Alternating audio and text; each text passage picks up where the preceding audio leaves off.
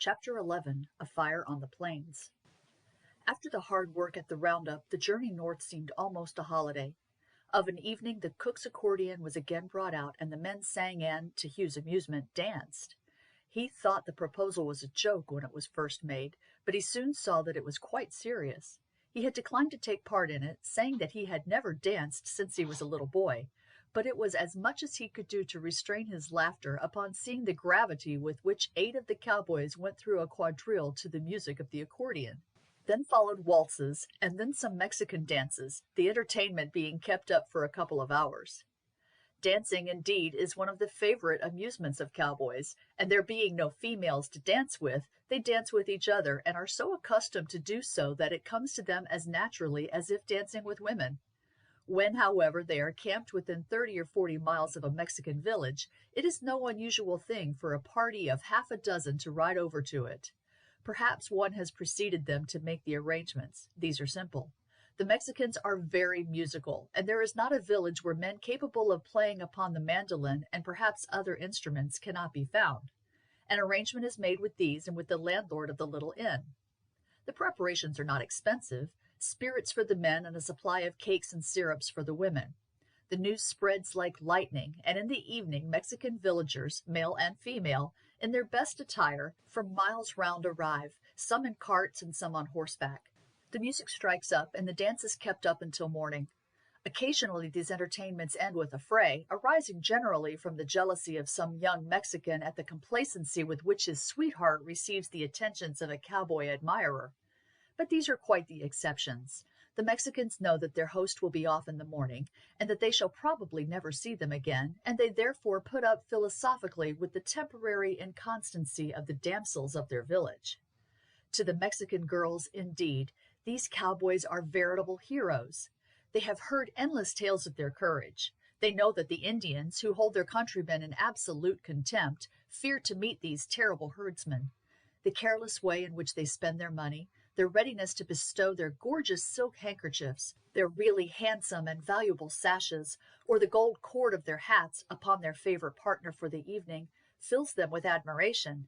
They know, too, that when, as occasionally happens, a cowboy does marry a Mexican girl and settles down upon some little ranch among them, the lot of his wife is greatly easier than that of those who marry Mexicans, and that she will be treated with an amount of consideration and courtesy undreamt of by the Mexican peasant, who, although an humble adorer before marriage, is a despotic master afterwards. It is not surprising, then, that upon occasions like these the cowboy hosts have a monopoly of the prettiest girls at the ball. Round the campfires in the evening, Hugh heard many tales of such evenings spent in the villages of New Mexico. "I had a very narrow escape once," a cowboy known as Straight Charlie said. "There were 6 of us went up together to a Mexican village, and we gave a first-rate hop. There was a big crowd there. Fine things went on well until there was a muss between one of our fellows and a Mexican. Jake was a rather hard man, and we hadn't much fancied his being of our party, for he was fonder of drink than of dancing, and was quarrelsome when the drink was in him.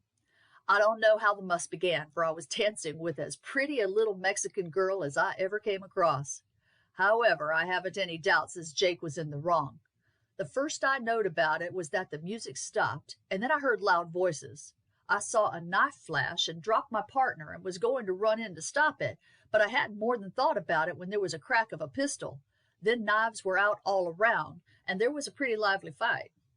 It seemed, as I heard afterwards, that when Jake shot the Mexican, and I don't say he had no right to do so when the Mexican had drawn his knife first, for if he had not shot, he would have been killed himself. 2 or 3 other Mexicans went for him, and as a matter of course, 2 of our fellows went for the Mexicans. If they hadn't been all mixed up together, the 6 of us could have cleared the whole lot out, but mixed up like that, and with girls about, our fellows hadn't much show. I was just breaking through to take a hand in the game when a fellow who had been looking pretty sour at me for some time jumped on my back like a wildcat, so down I went, and in half a minute my legs and arms were tied tight with their sashes. I didn't try to struggle after I had fallen, for I knew well enough that our fellows had got the worst of it. When matters cleared up a bit, I found that 4 Mexicans had been killed and 5 or 6 others pretty badly hurt. Jake and another of our boys were dead. 2 others had broke out, run to their horses, and ridden away. Another of the boys had been taken prisoner, but he had got 2 or 3 knife cuts before he was knocked down. There was a big hubbub for some time, as you may guess, and then they told us we should be taken to the town in the morning. Well, they took off the sashes and marched us away to a house at the end of the village. It was a plank house and built in the same fashion as their adobe huts, with one room behind the other. Of course, they had taken our 6-shooters and knives away from us, and they shoved us into the inner room, and then a dozen of them sat down to play cards and keep watch in the other. The place had been built as a sort of lock-up, and there were heavy bars to the window, just as you see in a good many Mexican houses. They had left our legs free, but had put some ropes around our arms, and we knew that we could shift them easy enough. The Mexicans had shut the door between the 2 rooms, but we could hear their talk through it, and we heard that, though the thing had been brought on by Jake, there would have been a muss anyhow sooner or later. 2 whites had come into the village a fortnight before. They were dressed like cowboys, but I reckon they were horse stealers or outlaws. Anyhow, they had kicked up a row and shot 3 men and rode away, and the Mexicans had seemed to make up their minds that they would take revenge on the next party that came in, whoever they were. Well, things looked pretty bad for us. If we had once got inside one of their prisons, the Mexican judges would have made short work of us. The greasers would, of course, have sworn that we had become the row, and shot down 4 or 5 of their people without the least cause, and it would have been a case of hanging, as sure as a gun. So Dave and I agreed that we had got to git somehow. It were no use talking of fighting, for there was a dozen fellows in the next room, and they had all got their guns along with them. We hadn't got our knives, and there was no chance of cutting our way out. We were talking it over when someone said, "Are you there, Charlie?" at the window. It was one of the boys who had got away. You bet I was there pretty sharp. "Here I am, Ginger," I said. "How goes it?" "Pretty bad," he said. "Jeffries is cut pretty near to pieces, and I'm wounded in a half a dozen places and can scarce crawl. Jeffries is with the horses a mile away. He's too bad to stand. I made a shift to crawl back to see what had become of you. I've been creeping round and heard the 2 of you were shut up here and that you was going to be taken off tomorrow and would be hung sure, so I came round to see what could be done. Here's my 6-shooter if it'll be any good to you." "No, that won't be any good," I said. "There are 12 of them, and they have all got guns. But give me your knife. These planks are pretty thick, but we can cut our way through." "I haven't got it," says Ginger. "It was knocked out of my belt in the fight, and worse luck, Jeffries has lost his too. A fellow got hold of his wrist so he couldn't use his pistol, and he drew his knife, and he was fighting with it, when he got a slice across his fingers, which pretty nigh cut them off, and he dropped his knife, and, as luck would have it, just wrenched himself free and bolted." "Well, we must do what we can," I said, "but it is hard luck on us. Look here, Ginger, you bring the 2 horses up to that clump of trees over there. Dave is pretty badly cut about and cannot run far, but he can make a shift to get over there. If we don't come by an hour before daylight, it ain't no use your waiting no longer. You go and pick up Jeffries and make tracks. But I reckon that somehow we shall manage to come." "All right," says he, and went. "Now, Dave," I said, "you turn over and let me get my teeth at your knots. It is hard if I don't manage to undo them." Sure enough, in 5 minutes I had loosed a knot, and then the rest was easy. Dave untied me, and we were free so far. "What next?" says Dave. "We will have a look around," says I. Luckily, there was a moon, and there was plenty of light to see what was in the room. There were some bits of furniture and bedding, just as they had been left by the people they had turned out to make room for us, but nothing that I could find as would help us to cut our way out. "Now, Dave," says I, "you get to that corner, and I will get to this, and just shove against the planks and see if we can't push the whole side of this shanty out." Well, it were too strong for us. It was made of rough boards, pretty strongly nailed. I thought it gave a little, but nothing as would be any good. "If we could throw ourselves against it both together, it might go," I said. "But it mightn't, and if it didn't, we should have them inside in a moment, and there would be an end to it. What do you say to our burning ourselves out, Dave?" "How are we about to do that, Charlie?" he said. "Well, I've got my box of matches in my boot, and I suppose you have yours too. Let us pile up some of these wooden things against the 2 corners. There's plenty of straw in this bed. Before we begin, we will hang one of these blankets over the doorway so as to keep the smoke from going through the cracks. I reckon they are all smoking in there, and they won't smell it very quick." So we made a pile, moving as quiet as we could, standing still while they were not talking much in the next room, and moving whenever they made a row, which was pretty often. "These things are as dry as chips," I said, "and what smoke there is will mostly go out through the window, but I expect there will be more than we shall like. Here's a big pitcher of water. We will soak these 2 blankets and then lie down close to the floor. You cover your head with one and I'll do it with the other. Now then." We lit a couple of matches and touched off the straw, and in a half a minute there was a blaze up to the roof. Then we lay down by the other wall, one on each side of the door, and waited. In about 2 minutes there was a shout in the next room and a rush. Then the door was flung open and the blanket torn down, and such a yelling and cussing as you never heard. The smoke was pretty bad where we was lying, and I reckon that up higher it was as thick as a wall. "The cursed Americans have lighted the house and smothered themselves," one of them shouted. Then they rushed out, coughing and choking, and we heard them shouting for water, and there were as much row as if the village had been attacked by Injuns. We waited another 3 or 4 minutes, and then Dave shouted, "I can't stand this no longer." I'd hoped they would have left the outer door open and that we could have got out that way, but we had heard it shut. I expect someone more cute than the rest suspected we were inside biding our time. "Take a long breath, Dave," says I, "and don't breathe again until you are out. Now, jump up and join me." We joined hands and made a run and threw ourselves against one corner of the end of the hut. Several of the planks fell, and a couple of kicks sent the rest out, then off we bolted. There were a yell outside, for by this time half the village were there. Luckily, the men with guns was mostly round by the door, and when the yells fetched them, there was too many women and children about for them to shoot. We went straight on, as you may guess, and we were halfway to the woods before the shooting began, and it were pretty wild at that. Dave gave out afore he got to the trees, and I had to carry him. "This way," Ginger shouted. I lifted Dave onto a horse and jumped up behind him, and we were off just as the Mexicans came running up. After that it were easy enough. We rode to where Jeffries had been left, got him onto Ginger's horse, and made tracks for the camp. Jeffries died next day, but Dave got over it. That were a pretty near touch, I reckon. "It was indeed," Hugh said. "That was a very lucky idea of yours of burning out the corners of the house." "Some of them Mexicans is cusses," another cowboy put in. "I had a smart affair with them in one of their villages last year. I had rid in with Baltimore Rube. We'd been searching some of the gullies for cows, and had run short of sugar and tea. Well, I was on a young bronco I had only roped 2 days before, and the critter were as wild as could be. When we rode in, a lot of them brutes of dogs that swarms almost as thick as their fleas in all these Mexican villages came barking round, while one big brute in particular made as if he would pin my bronco by the nose, and the pony plunged and kicked till I thought he would have me off. There was a lot of their men standing at their doors smoking, for it were late in the afternoon, and they were all back from what they called work. I shouted to them to call their dogs off, but they just laughed and jeered. So I did the only thing as there was to do, just pulled out my 6-shooter and shot the dog. Well, if it had been a man, there could not have been a worse sort of row. The Mexicans ran into their houses just as quick as a lot of prairie dogs when they scent danger, and in a moment were back with their guns and began to blaze away. Well, naturally our dander is, a bullet chipped the bark off my cheek, and by the way my bronco jumped, I knew one had hit him, so Baltimore and I blazed away in return. And neither of us didn't shoot to miss, you bet.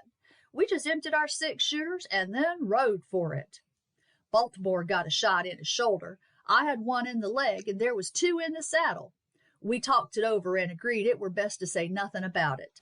Them Mexicans will swear black as white, and when there is a whole village swearing one way, and only 2 men swearing the other way, them 2 has got but a poor show of being believed. So we concluded to leave those parts altogether, and we rode 150 miles in the next 2 days, and then camped for a week till our wounds healed up a bit. A fortnight after that we went into the station, and there I happened to light upon one of them rags the Mexicans calls papers, and there sure enough was the account of that business. 2 cowboys, unknown, rode last week into the quiet village of Pursery, and without the slightest provocation commenced a murderous attack upon its inhabitants, and after killing 4 and wounding 8 men, they galloped off before the inhabitants had time to betake themselves to their arms to defend themselves. A reward of $500 is offered for their apprehension. Now that were a pretty tall piece of lying, but Baltimore and I agreed it were best to keep dark about it altogether, for if it were talked about, it might get to the ears of some of the half-caste Mexicans about the station, and some day or other, when we went off into a village, we might find ourselves roped in. "That is the way," Bronco Harry said indignantly. "Us cowboys get a bad name. Now, I dare say that ere article were copied in half the newspapers in the States, and folks as know nothing about it would say, them cowboys is a cuss. They ought to be wiped off the earth right away. It is always so whenever there was a row between any of us and the Mexicans. They give their account of it, and we goes away and thinks no more about it one way or the other, and there's no one to show it up as a lie from beginning to end. And I know there's people think we're as bad as the Injuns, if not worse, and that we write about shooting down people just for amusement. Then all these outlaws and horse thieves and bad men near the settlements dress as much as they can like us, and every murder they commits, every horse that gets stolen, every man that gets held up and robbed, it is just put down to the cowboys. While if the truth were known, for every one of these fellows caught or wiped out by the sheriff and their posse, there's 20 gets wiped out by us. There was a cordial, "That is so, Bronco," all round the fire, for the injustice connected with their reputation was a very sore point among the cowboys. "Well, some day, Bronco," Hugh said, "when I get away from here, for as you know, I haven't come here to stay, I will take pen in hand and try to give a true account of you and your doings, so that people may see that there are two sides to the question." "Bully for you, Hugh," Long Tom said. "Just you put it in hot and strong. I tell you, it ain't nice if one does go down to the settlements in the winter, when work is slack, to see people look at you as if you were a wild beast who was only waiting his chance to hold up the whole town. Why, I've seen women pull their children indoors as I came along, as if I were a mountain lion and was meaning to draw my six-shooter on them just for amusement." "Well," Hugh said, "I must say I heard stories at McKinney of cowboys coming down to a town and riding about shooting off the hats of the inhabitants, making targets of the bottles in the saloons, and generally turning the place topsy-turvy. Of course I didn't believe it all." There was silence round the fire, and then straight Charlie said, "Well, Lightning, I won't say as you have been altogether deceived as to that, and I won't deny as I have taken part in sprees myself, but you see it don't hurt no one, it is just fun. If we do shoot the heads off the bottles, we pays for them, and it makes one laugh till one can scarcely sit in a saddle to see an old cuss jump when you put a bullet through his stovepipe hat. It is his fault for wearing such a thing, which is an unnatural invention altogether, and should be discouraged." "We do carry on," Bronco Harry agreed. "There ain't no denying it. When a man has been out on these plains for 6 months, working worse than a nigger, and that without a drop of liquor, it is natural as he should go in for a high old time when he gets down to a town with money in his pockets. But there ain't no real harm in it. We know how we can shoot, and that if we fire at a hat, there ain't no chance of our hitting the head inside. It just makes things lively for them for a bit, and there's never no trouble, unless anyone is fool enough to take the matter up and make a muss about it." "I'm not saying you do any real harm, Bronco, only you see the people in the towns don't know how well you shoot. If you knock a pipe out of my mouth, as you have done once or twice, I only laugh, because I know there was no chance in the world of your hitting me. But you see they don't all know that, and so when a man finds there are 2 holes in his hat an inch above his head, he thinks he has had a marvelous escape of being murdered." "I don't deny as there is something in that," Bronco Harry said reflectively. "But you see it is in their ignorance that the mistake comes in, not in our shooting. Anyhow, you see as we have got to do something to amuse ourselves, and we might do worse than just scare a few storemen who take it out of us by charging us about double the price they charge anyone else." Hugh was not convinced by the argument, but he felt that it was of no use to pursue the subject further. "How do the cows know their calves?" he asked one day, as at the end of a march some of the cows were loudly lowing for their offspring to come to them. "By smell," Bronco Harry replied promptly. "You don't see much of their ways here, for the calves are pretty well grown up. But when you are driving a herd, as I have done many a time, made up altogether of cows and young calves, you see a lot of it. 10 or 12 miles a day is as much as you can do with a herd of that sort. What steers there are always go ahead, grazing as they go. The cows will come straggling along next, and then the calves strung out all over the place, and the rear guard have pretty hard work to hurry them up. You see, calves have got no sense and run anywhere, under your horse's legs or anywhere else, while the cows don't pay much attention to them till they get to the end of the march. Then they begin to bawl for their calves to come to them, and the calves begin to bawl for their mothers, and I tell you that for a bit there is such a row going on that you would think the end of the world had come. 2,000 cows and as many calves can kick up a row, you bet, that will well nigh scare you." "But don't the calves know their mothers' voices?" "Not a bit of it. It is just smell and nothing else that brings them together. You would think the cows would know something about the color of their young'uns, but they don't. I've seen a cow that I knew had a white calf run up to a black calf and smell it, then to a brown one, and then to a spotted one, while her own white calf stood bawling fit to kill herself a dozen yards away. It is wonderful how they do find each other at all, and the job often takes them 2 or 3 hours.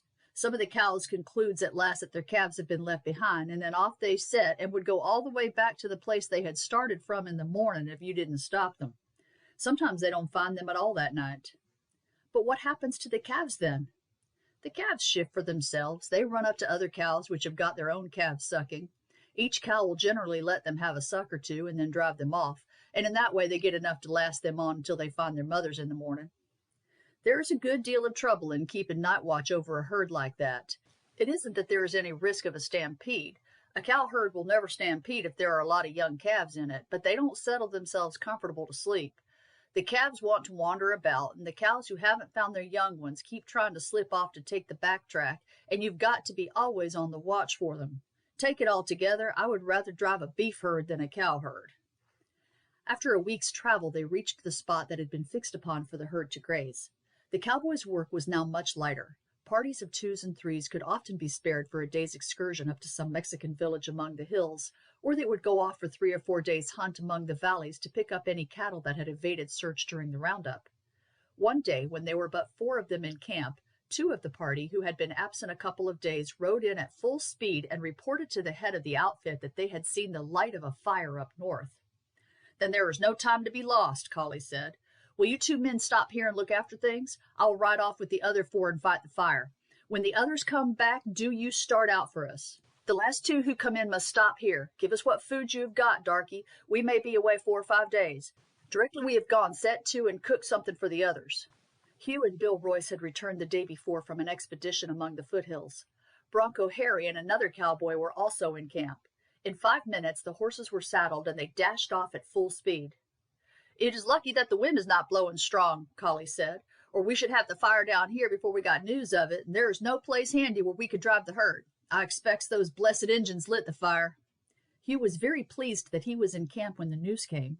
He had heard many stories from the cowboys of these terrible fires, and knew that at times they had wrought havoc among the herds, whose only hope of escape lay in reaching a stream wide enough to check the progress of the flames. After riding 20 miles, they could distinguish a faint odor of smoke in the air, and as they gained a crest soon after sunset, could see a long line of light in the distance. "It is a big un," Bronco Harry said, "and no mistake."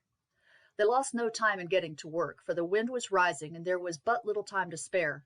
They had on their way picked out a steer from a bunch they came upon, and had driven it before them, and had also stopped and cut faggots of wood from a clump of bushes in a hollow.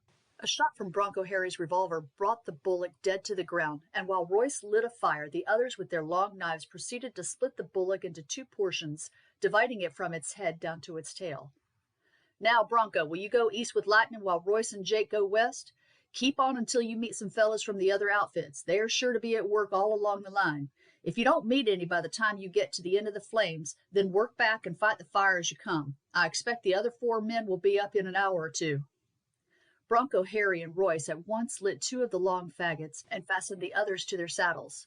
They then tied the ends of their ropes to the blazing faggots and started. Hugh, having been already instructed in his part, fastened his rope to a leg of the half-bullock and mounted his horse. He had not brought Prince this time, as he feared that he might get burned. He waited until Bronco Harry was a quarter of a mile ahead. Already a line of fire was rising in his track, the dried grass catching like tinder as the blazing faggot passed over it. It had already run along a width of 20 feet or so, burning fiercely on the leeward side and making its way in a thin red line to windward. It was the leeward side that Hugh had to attend to, and galloping his horse along the ground over which the flame had just passed, he dragged the half-carcass of the bullock behind him, so that in its course it passed over the line of flame, which its weight and the raw undersurface instantly crushed out. For 10 miles he rode on, and then found that Harry had stopped. "We are beyond the edge of the fire," the latter said. "It is the other side where there is most danger, unless Smith's outfit have got news in time. Well, we've done our part of the job so far." Looking back, Hugh saw a sea of fire approaching across the plains. The wind was blowing stronger now, and the air was full of smoke and ashes. Far along the track they had come, a thin line of fire was advancing against the wind to meet the great wave that was sweeping down towards it. "We passed some bushes half a mile back," Harry said.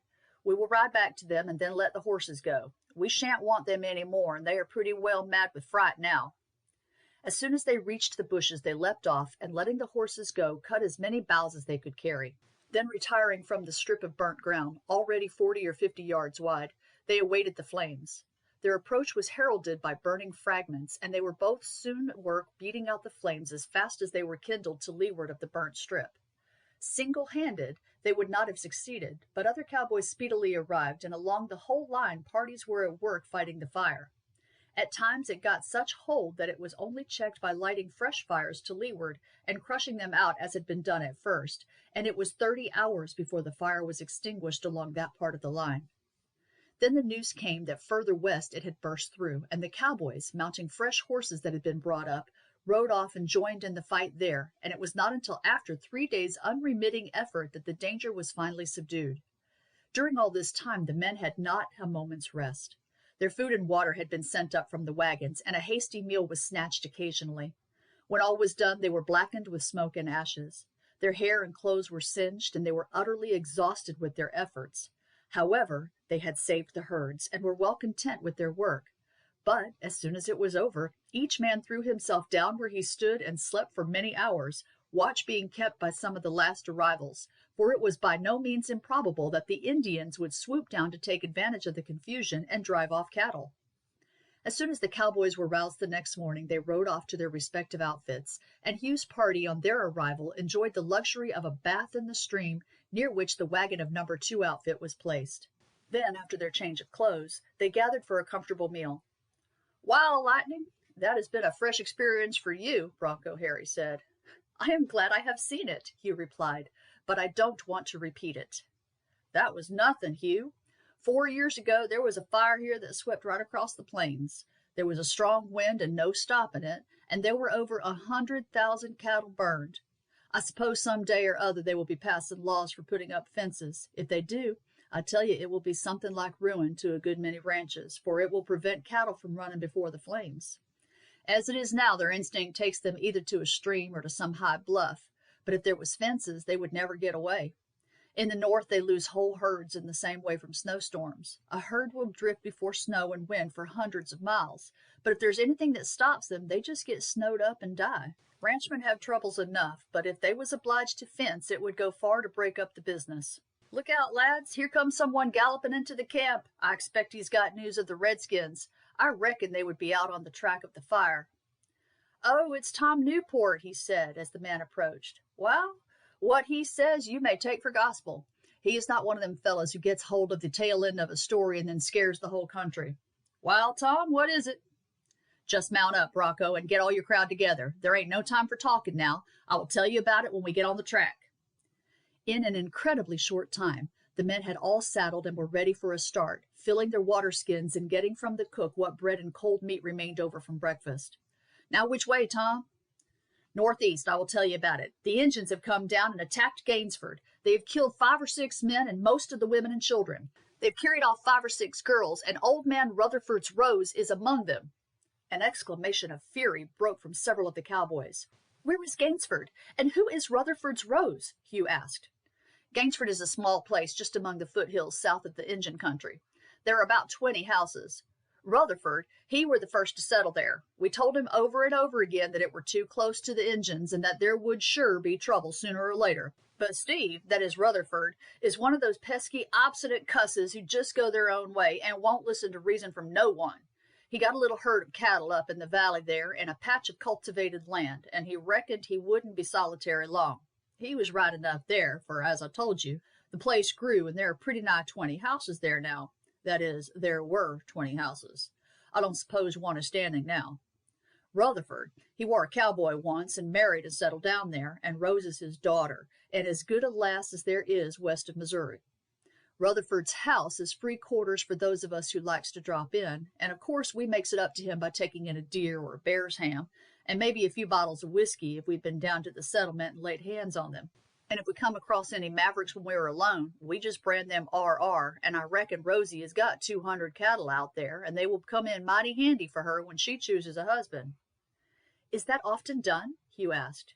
"You bet. There are a score and more girls whose father's shanty lie up in the foothills and who are friends of ours, have got a nice little clump of cattle out on these plains. Of course, any man living near the plains can turn his cattle out, and there are dozens of private marks. Well, you see, if a girl only gets 20 branded for her, it increases every year because the calves running with the cows get the same brand put on them. And I've known many a girl when she was married have a little herd of 300 or 400. So I tell you, it hits us all that Rose Rutherford has been carried away, and we are bound to get her back if it are to be done. When was it, Tom, that it happened?" "Yesterday evening, about 10 o'clock. I were riding that way and intended to sleep at Steve's when I saw a light burst up, and then 2 or 3 others. I galloped pretty hard, you may guess, but before I got there it were over and the Injuns had gone. But I learned from a boy who had been hiding among the bushes, but who came out when he saw me, how it were. He said he had seen Rose and 5 or 6 other girls carried off. Whether old Steve were rubbed out, I don't know. I didn't stop to ask no questions. I knew whereabout your outfit was and rode straight for it." "Then the skunks have got 16 or 17 hours start," Bronco said. "There is no chance of our catching them till they are right back into their own country. I reckon we shall have a pretty sharp fight of it before we get them gals back." Chapter 12. An Indian Raid. The cowboys were all mounted on horses that had not been worked for some days.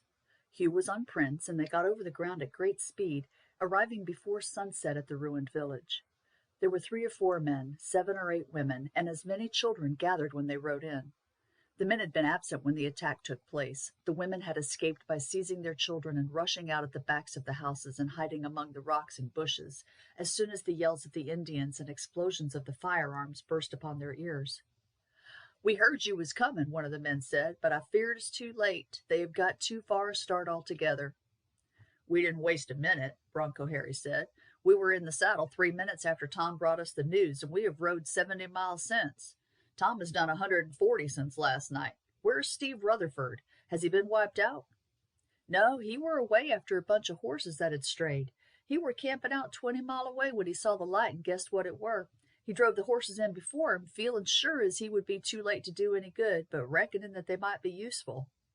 "Good man," Bronco said, "but where is he?" "He went on alone after them," the man said. "Some of us would have gone with him, but he reckoned that he had best go alone. There warn't enough of us to fight. He allowed that you boys would be here presently, for the young'un here told us as Tom had ridden off with the news. Ruth Garston and Jim Gatlin rid off an hour later, and I reckon they'll bring a few more up before morning, maybe sooner." "How many horses are there?" 15 of the old man's, I reckon. They are in that corral behind this house, and I guess we've got as many more between us." "Then there are enough to mount us 10 and as many more," Bronco Harry said. "Ours ain't good for no more travel tonight. Why, we will just eat a bit, and then we shall be ready to go on. How many are there of you?" 6 here." "Well, that makes 16. I see 3 of you have got rifles, and 4 of us have brought rifles along with us. The only question is, which way have the red devils ridden? It are no use our following them if we haven't a clue of some sort.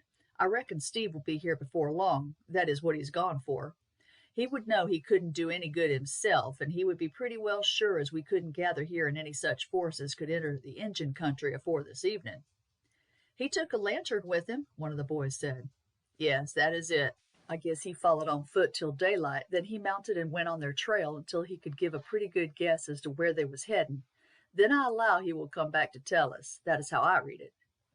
"I expect you are right, Bronco.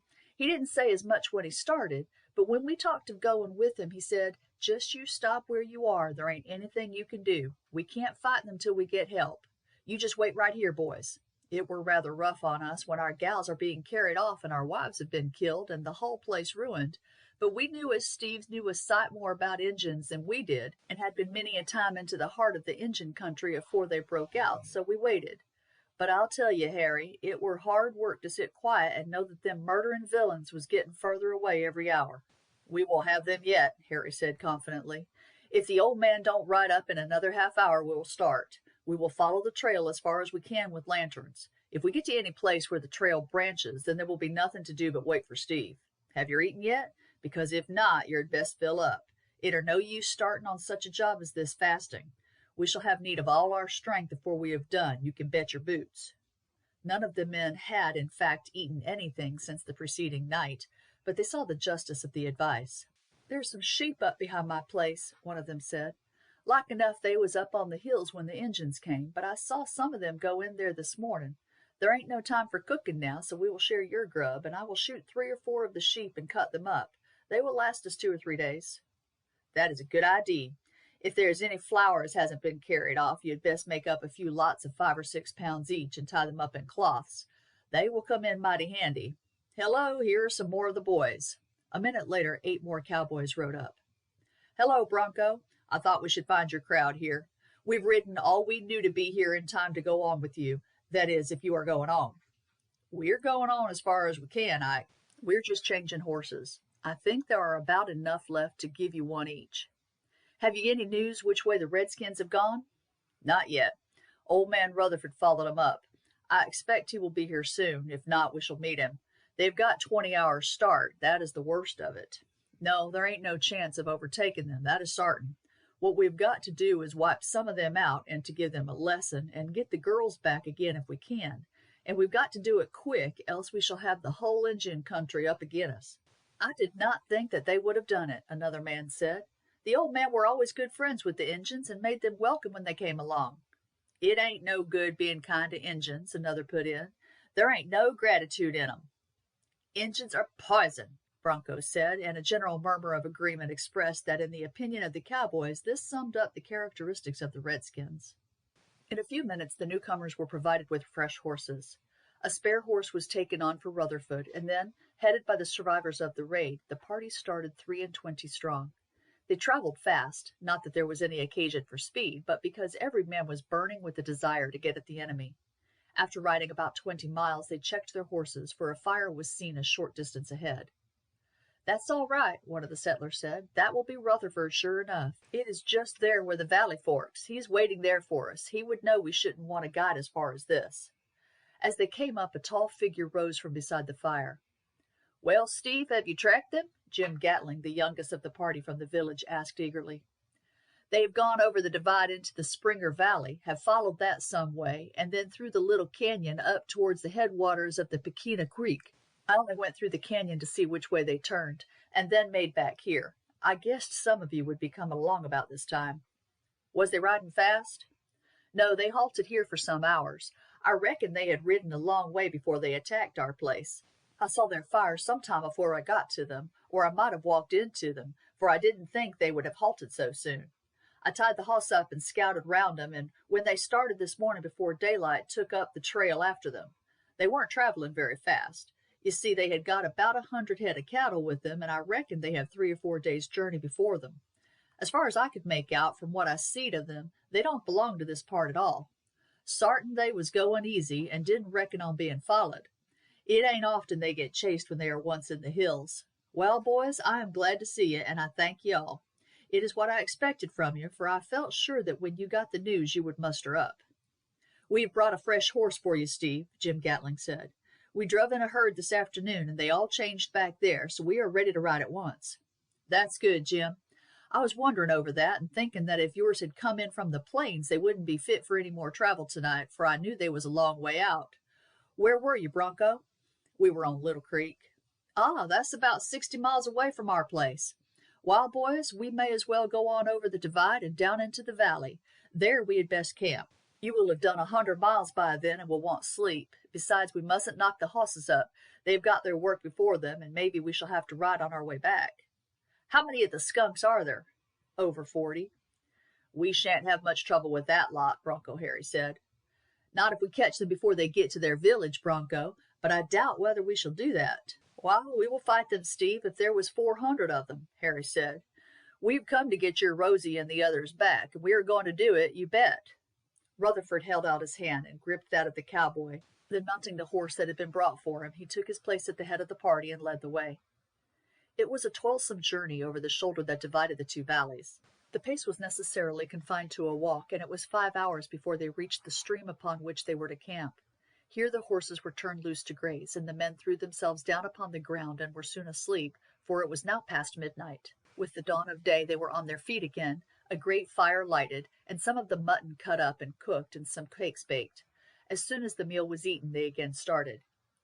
Hugh had not changed his horse at the village. Bronco Harry told him that it was not likely they would travel for many hours that evening, and he knew that Prince, who had had an easy time of it lately, could easily do this, and he greatly preferred keeping him, for he felt that upon such an expedition as this his speed might be of the greatest utility. A rapid rise of 10 miles up the valley took them to the mouth of the canyon, which came into the mountain valley at a sharp angle. It was wide at the entrance, but soon narrowed down into a gorge from 10 to 20 feet wide, with rocks rising precipitously on both sides. It was evident by the smoothly worn face that in the wet season a tremendous torrent rushed down, filling it 30 or 40 feet deep, but it was perfectly dry now, and for the most part they were able to ride at a fair pace. Here and there, however, masses of rock had fallen down from above since the last rains, and here they had to dismount and allow the horses to clamber over by themselves as best they could. At such spots, scratches upon the face of the stones showed where the party they were pursuing had passed on the previous day. The canyon was upwards of a mile in length, and the valley into which it led was some hundreds of feet higher than that which they had left. As soon as they emerged from the pass, they put their horses into a gallop, the track of the party before them being plainly visible. As they got deeper among the mountains, the scenery became very wild.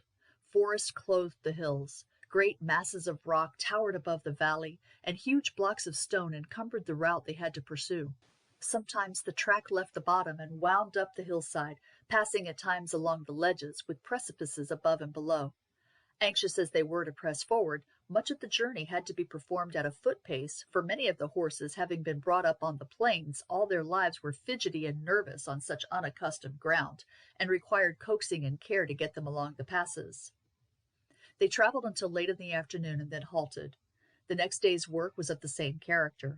They were now high among the hills, and Steve told them that they were near the crest of the range. "We had better stop here," Rutherford said about 3 o'clock in the afternoon as they arrived at a little stream. "We mustn't knock the critters up. They have done a good day's work already."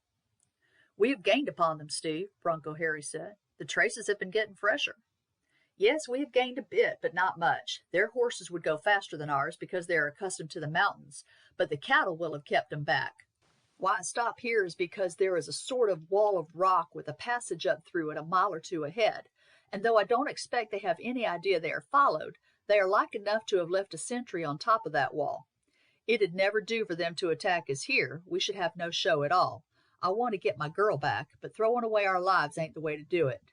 Be careful how you pick the wood for the fires, boys. We mustn't let any smoke go curling up. You've got to see that every bit you put on is as dry as a chip." "How on earth do the Indians manage to live among these hills?" Hugh asked, after the meal had been cooked and eaten. "The country is different on the other side," Jim Gatling said. "We are pretty near up to the top of the divide now, and on the other side the slopes are much more gradual. They have plenty of ranges where they have got cattle and sheep, but I don't know nothing about the country here. Steve has been over, but there ain't many as has." "Yes," Rutherford said, "it is as Jim says. There is a wide sort of plateau with big valleys down to the Canadian. We ain't very far now from the frontier of New Mexico, and from the top of the hills here you can see the Spanish Peaks 150 miles away. I reckon we may have to go down that side. There are a heap of Injun villages up here, and though we may thrash the lot ahead of us, they would gather pretty thick in a short time, and like enough cut us off going back, for they know the tracks better than we do, and their horses would go at a gallop along places where we should have to drag ours. Going down the other way, we can ride as fast as they can, and when we once get down in the valley of the Canadian, we shall get help at the ranches there." "That will certainly be the best way, Steve," Bronco Harry said.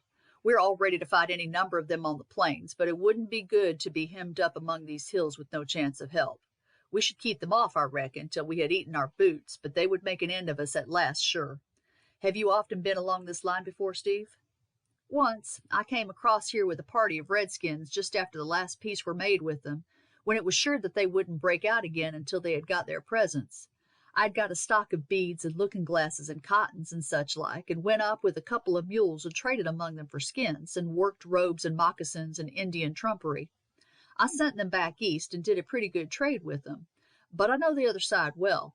I was ranching 2 years down on the Canadian, and we had 2 or 3 fights with the redskins, who was pretty troublesome about that time. There weren't many ranches down there then, and we had to look pretty spry to keep the hair on our heads." "And how do you propose to work it now, Steve?" "Well, I reckon that if they had got a sentry on them rocks I spoke of, he won't stay there after dark, and that the danger will be at the other end of the pass. Like enough, there will be one or two of them there. I reckon the best plan will be for me and Jim Gatlin and a couple of the others to go on ahead quiet. If we find any of the skunks there, in course we shall wipe them out. When we have done that, the rest can come up the pass. It ain't no place for anyone as doesn't know every foot of the way to come up in the dark, and you must make torches ready to light up when one of us goes back with the news that the pass is clear.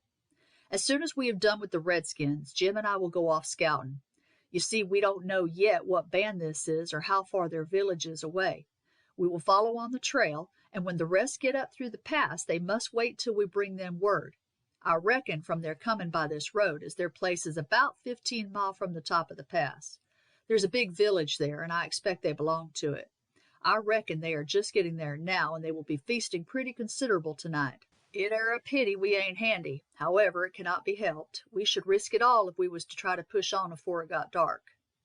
Your plan seems to pan out all right, Steve. Who will you take with you? Well, you and Long Tom may as well come, Bronco, though I reckon it don't make much difference, for you all means fighting. As soon as it became dark, the party again moved forward. That's the rock, Rutherford said, pointing to a long dark line that rose up before them. They can't see us here, and I reckon if there were a scout there, he has moved off before this. Now, do you other fellas take our critters and just move on slowly. You see that point sticking up above the line? Well, that is on one side of the pass, so you just make for that and stop when you get there till one of us comes back. The torches had been prepared during the halt, 2 or 3 young pitch pines having been cut down and split up for the purpose. The 4 scouts moved off at a quick walk, and the rest of the party picked their way along slowly and cautiously toward the point Steve had indicated. They had some little trouble in finding the entrance to the pass, but when they discovered it, they threw the bridles on their horses' necks and dismounted. The time went slowly, but it was not more than 2 hours before they heard a slight noise up the pass, and a minute or two later a footfall. Is that you, Bronco? Hugh asked. No, it air me, but it is all the same thing, I reckon. Jehoshaphat, but I have knocked myself pretty nigh to pieces among them blessed rocks. It air just as dark as a cave. There ain't no seeing your hand. Well, is it all right, Tom? No, it ain't gone off right. When we got to the top of the pass, there were 2 redskins sitting at a fire. We come along as quiet as we could, but just as we got inside of them, I suppose they heard something, for they both jumped onto their feet and were out of sight like a streak of lightning. We waited without moving for a half an hour.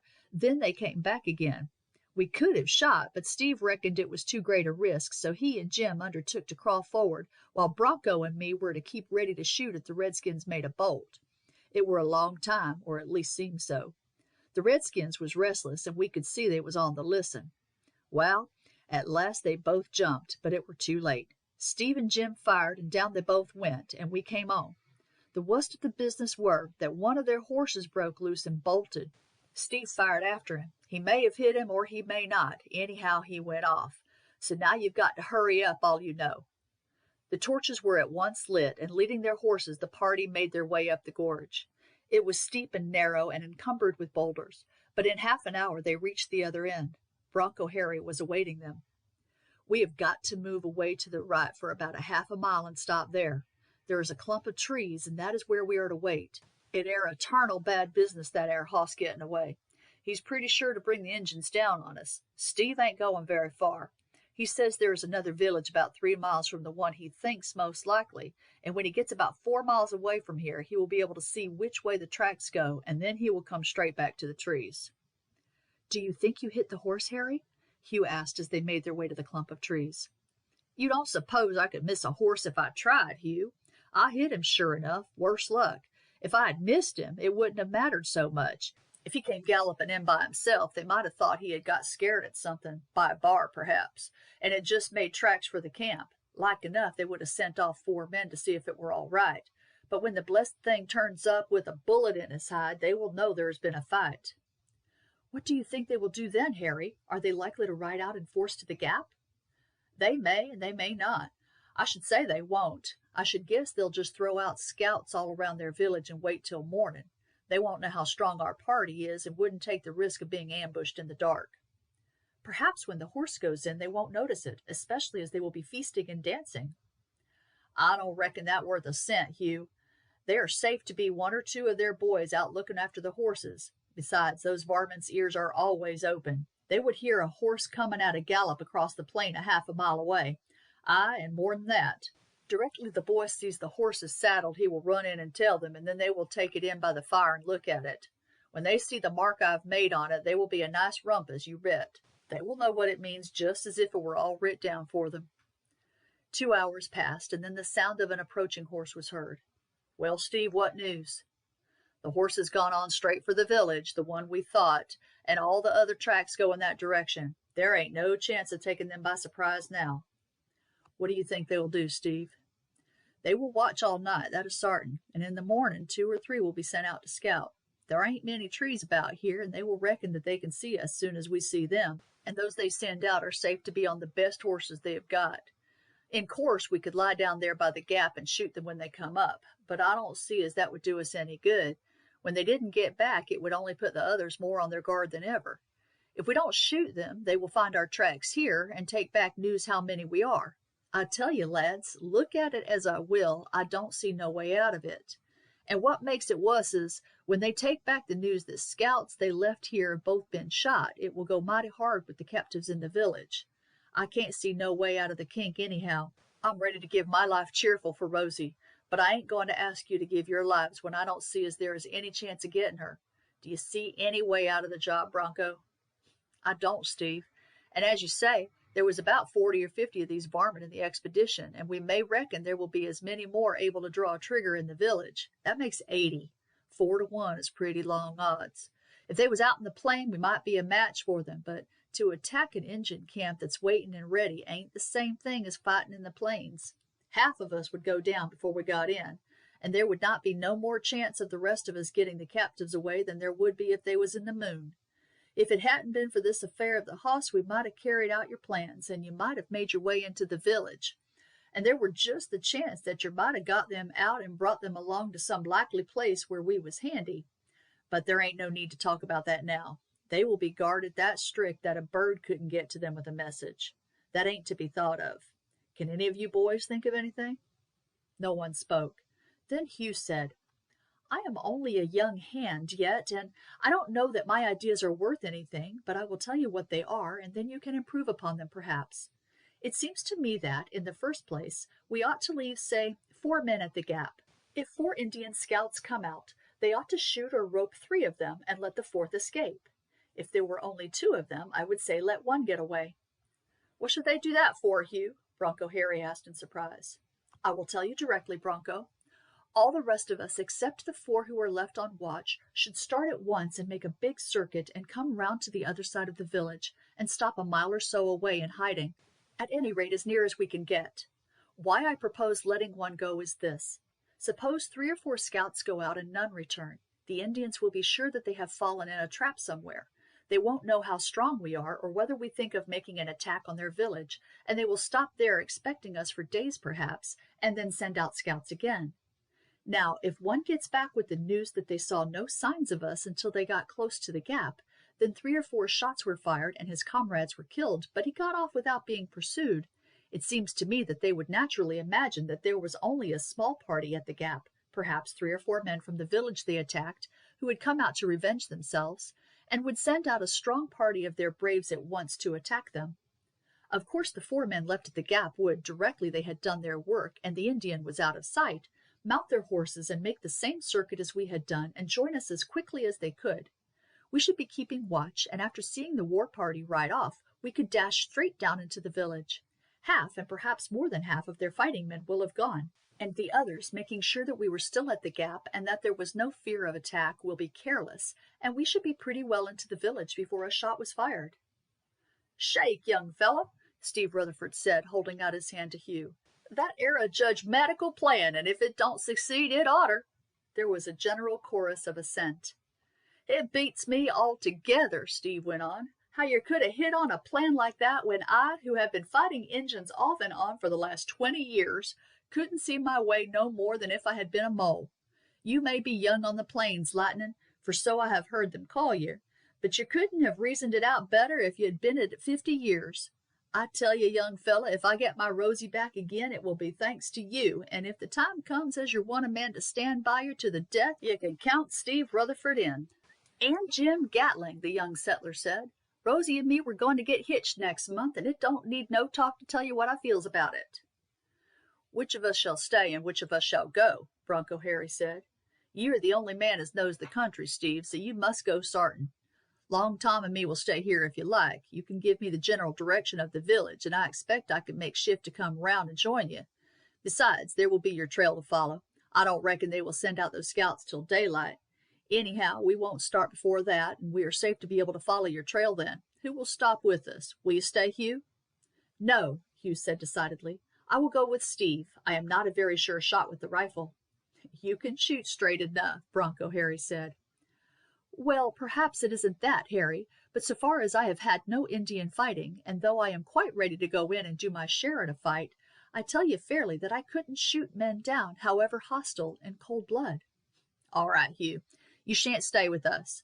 When you know the Injuns as well as we do, you know that mercy ain't a thing as ever enters their minds, and that they murders women and children in cold blood, and that if they do take a prisoner, it's just to torture him until he dies. You won't feel that way.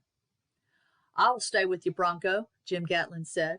I have just seen my house burnt and the best part of my stock carried away, and a dozen or more of my friends killed or scalped, and you bet I would kill a redskin at sight, just as I would put my heel on a rattlesnake. Another of the party also volunteered to stay at the gap. No further words were necessary. The party mounted. That's where the village lies, Bronco, just about under that star. It is about 15 miles, as I told you, on a straight line.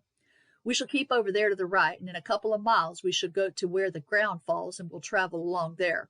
You can't be wrong if you keep down the slope. There are no chance then of your being seen. I don't know just where we shall turn off.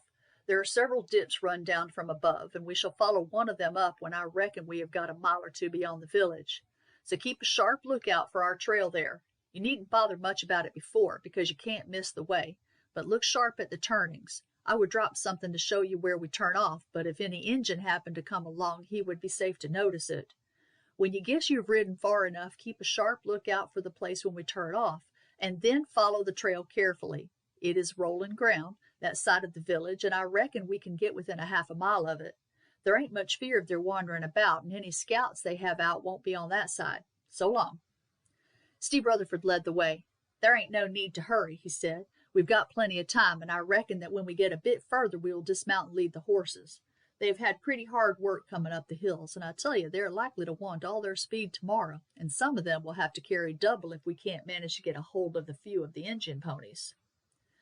Accordingly, after riding for half an hour, the party dismounted and led their horses for a long distance. This was a novel exercise to the cowboys, for it is rare for one of them to walk 100 yards. A horse stands ever ready at hand, and if it be only to go down to the stream hard by to fetch a bucket of water, the cowboy will always throw his leg over his horse. But all felt the justice of Steve's remarks. They knew that they had at least a 100-mile ride before they could hope to meet friends, and that the pursuit would be hot. It was therefore of vital importance that the horses should start as fresh as possible. After 3 hours walking, they mounted again and continued their way until Steve Rutherford said that he thought they had gone far enough now. The moon had risen at 2 o'clock, and its light had enabled them to travel fast since they had remounted. Turning up a hollow, they followed it for about 2 miles, and then found they were entering a hilly and rugged country. Here we are, Steve said. The village lies at the foot of these rocks. I don't know how far along it may be, but I am right sure that we have got beyond it. Now, boys, you can sleep till daylight. I'll keep watch and see that none of the horses stray. In a few minutes it was all quiet in the little valley, save for the sound of the horses cropping at the short grass. In the first gleam of daylight, Rutherford stirred up one of the sleepers. I'm going to scout, he said. When the others wake, tell them to be sure not to stir out of this dip, and to mind that the horses don't show on the skyline. The Injuns will be keeping their eyes open this morning, and if they caught sight of one of them critters, it would just spoil the whole plan. Rutherford was gone 2 hours. Long before his return, all the men were up and about. Bill Royce had gone a little farther up the valley, which narrowed to a ravine, and, climbing the rocks cautiously, had taken a survey of the country. No signs of the village, he said when he returned, and no signs of Injuns as far as I can see. So I think if we go up to the head of this gulch, it'll be safe to make a fire and cook the rest of our meat. There ain't more than enough for one more feed. After that, I reckon we shall have to take to horse flesh. Now, half of us will go up and cook, and the other half keep watch here. We may have Steve coming back with 20 redskins on his track." Just as they had fried their meat, Steve returned. "We are about 3 miles from the village," he said, "but keeping along at the foot of the hills, we can get to within a half a mile of it safe. Beyond that is a chance. What are you doing?" "Cooking." "Well, one must eat, but the sooner we get on the better. We want to watch how things go." As soon as the meal was finished, the party mounted, and, keeping close to the foot of the hill, rode on till Steve said, "We cannot go beyond that next bluff, so turn up this gulch. I looked in, and there is a good feed for the horses there. You'd better look round when you get in to see as there ain't no bar or nothing to scare the horses, and 2 of you had best stay on guard here at the mouth. If one of them critters were to get loose and to scoot out below there, our lives wouldn't be worth a red cent. Now, Stumpy, you and Owen and me will go up over there. From among them bushes just at the foot of the rock we can see the camp, and we will take it by turns to keep watch. If you others will take my advice, you will all get as much sleep as you can till we come for you, but mind, keep 2 on guard here." "Can I come with you, Steve?" Hugh asked. "I don't feel like sleep at all." "You can take my place, Lightning," Royce said. "I ain't in no hurry to look at the Injuns. I expect I shall see plenty of them before we are done." Chapter 13. Rescued. Steve Rutherford, the settler Owen, and Hugh made their way along the foot of the steep rocks, keeping among the fallen boulders, stopping at times, and making a close survey of the plains to be sure that no Indians were in sight before moving further. "That is the point," Steve said presently. "From among those rocks we can get a view of the village. You must keep your head low, Lightning, and not show it above the rocks. They will be keeping a sharp lookout, and like enough they would make out a lizard moving at this distance."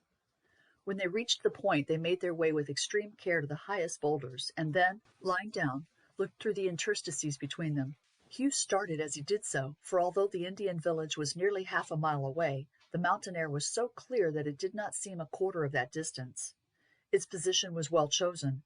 The hill rose almost perpendicularly behind it, defending it from an attack on that side, while in front and on both sides the ground sloped away and was clear of brushwood or inequalities that would afford shelter to assailants.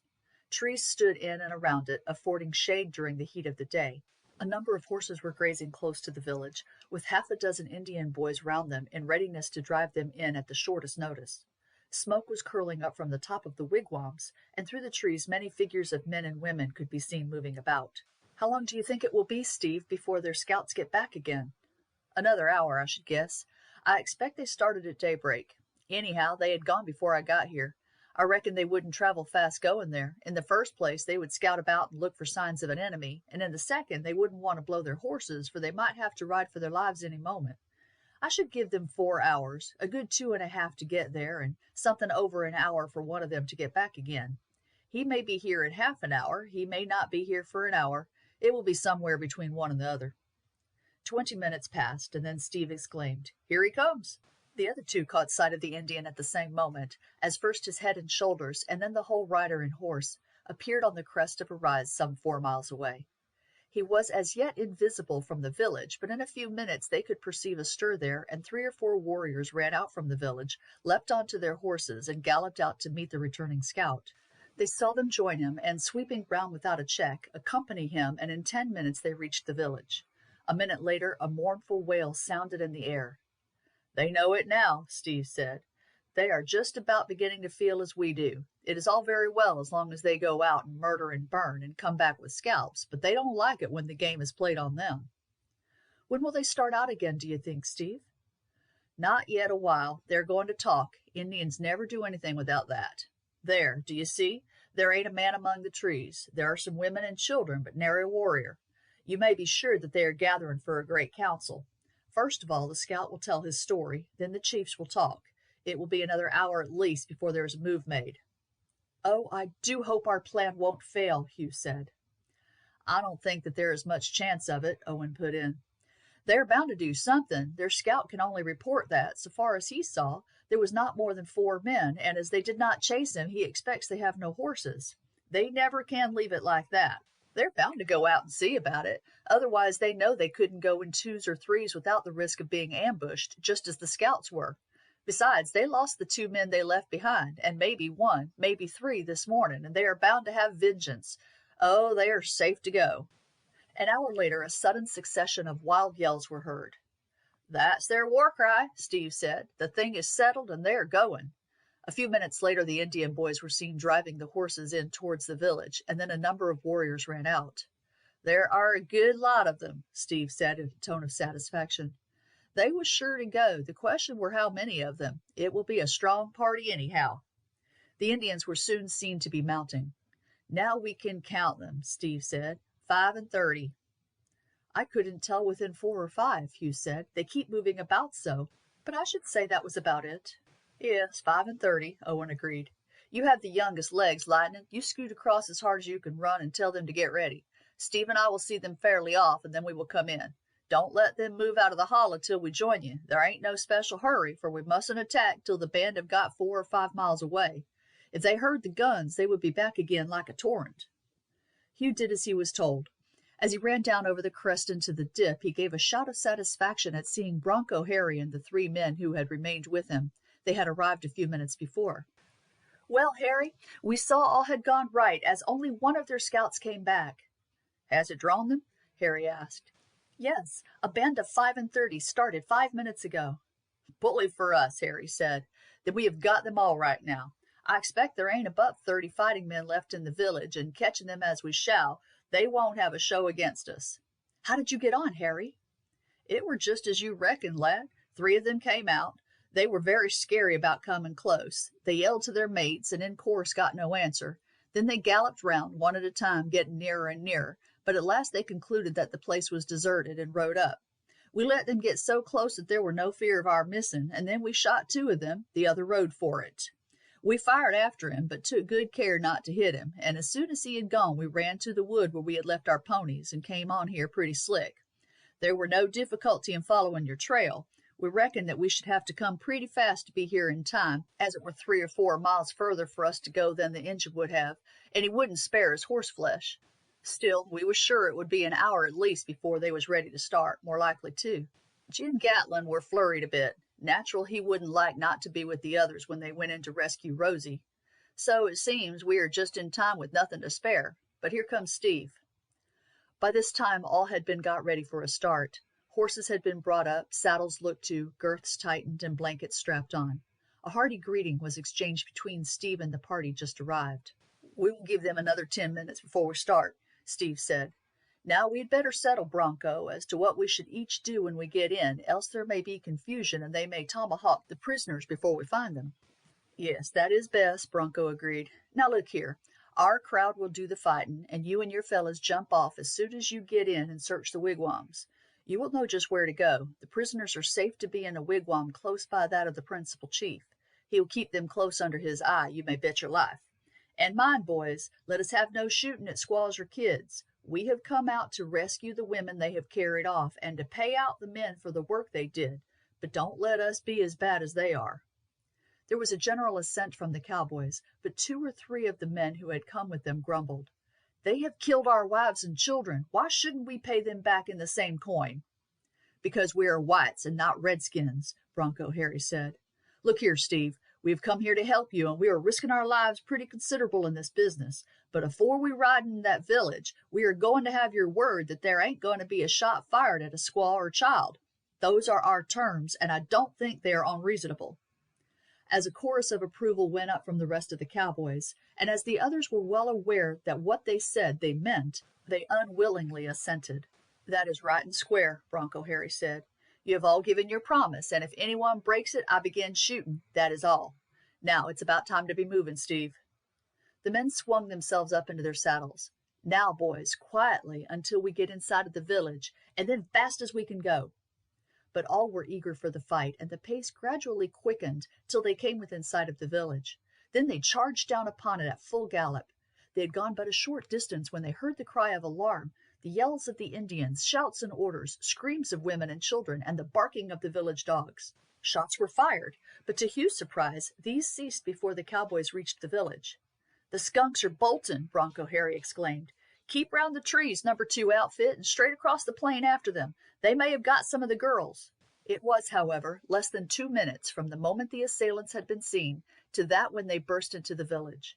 The Indians, taken altogether by surprise at the appearance of a foe from a quarter from which no danger had been apprehended, and seeing a band of the dreaded cowboys dashing down at a gallop, caught up their arms, and then, in obedience to the orders of the chief left behind in charge of the village, dashed out to their horses, mounted, and rode off.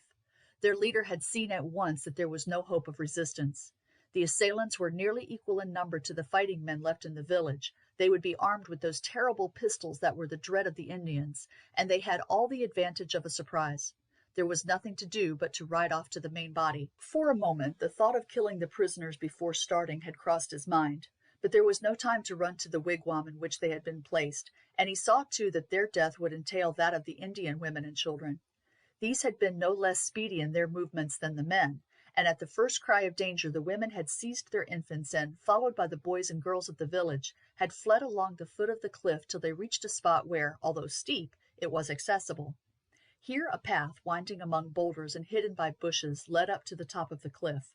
This had been constructed by the boys of the village at the time the Indians first established themselves there, for the purpose of enabling its occupants to make their escape in case of a sudden attack by superior forces.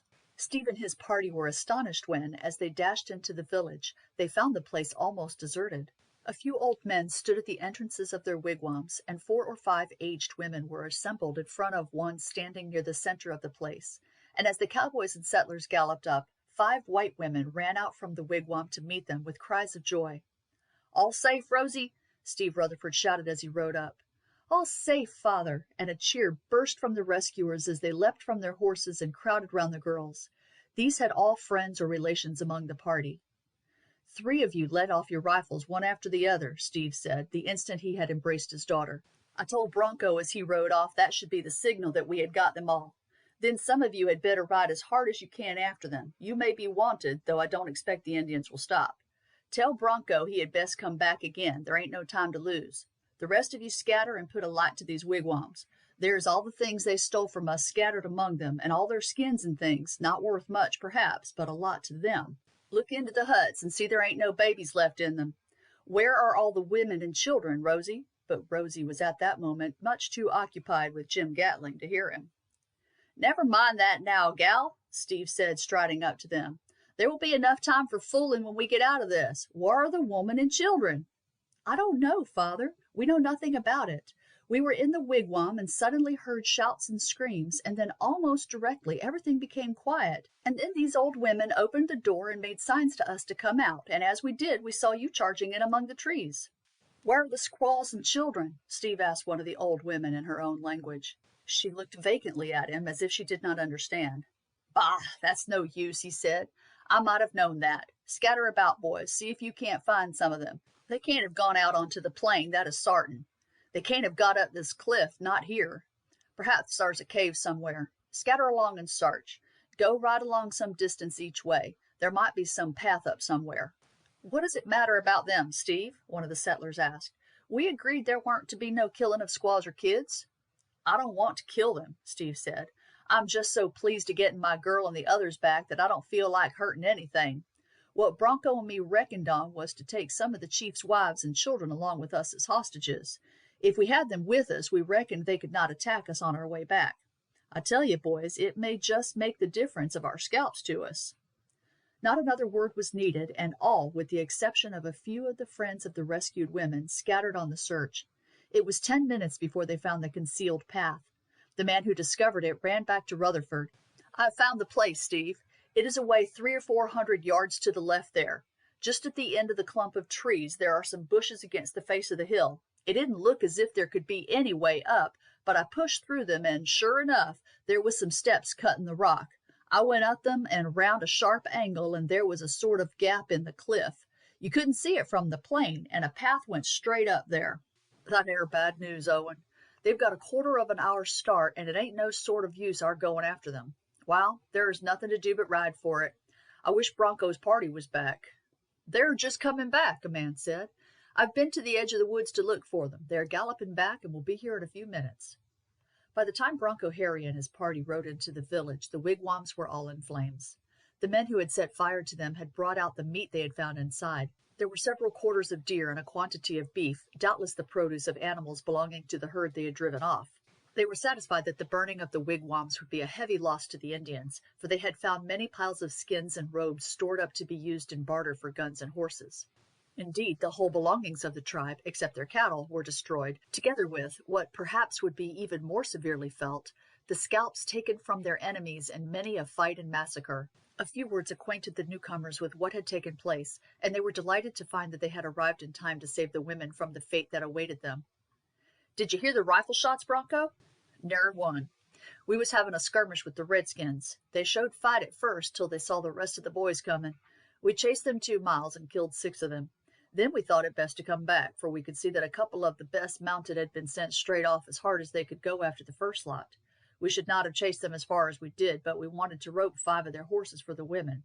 As soon as we had done that, we took the back track. Have you caught some of the squaws, Steve?" "No. Worse luck, they had all cleared out afore we got here. There was nary a soul in the village except these old men and women." "But where on earth did they get to?" "It took us a quarter of an hour to find out, and then one of the men lit on it pretty nigh by accident. Right along the cliff there are some steps cut in the rock. They are hidden by bushes, and up above them is a sort of gap in the rock with a path up to it. You can't see it from the plain at all. No doubt that is the principal reason why they fixed their village here. It gave them a means of escape if they were attacked." "Well, if you haven't got no hostages, Steve, there ain't another minute to waste here. You see, we had figured on them hostages. I see you have got some meat. That's good. Well, are you all ready? Because if so, let's get." 3 minutes later, the party rode away from the burning village, the women mounted on the Indian horses. "Thar's our cattle," Steve said, pointing to a herd out on the plain. "But it ain't any use thinking of them now." "You bet," Bronco Harry replied. "There ain't no thinking about horns or hides at present. It is our own hair we've got to think of." "You think they will catch us up, Bronco?" said Steve. "I don't think nothing about it at all. They are just as sure to catch us up as the sun is to rise. We have got every foot of 100 miles to go, and the horses have been traveling hard for the last 3 days. By this time those fellows as have galloped on ahead are pretty nigh their main party, if they haven't overtook them before this. They had no call for speed and would be taking it easy.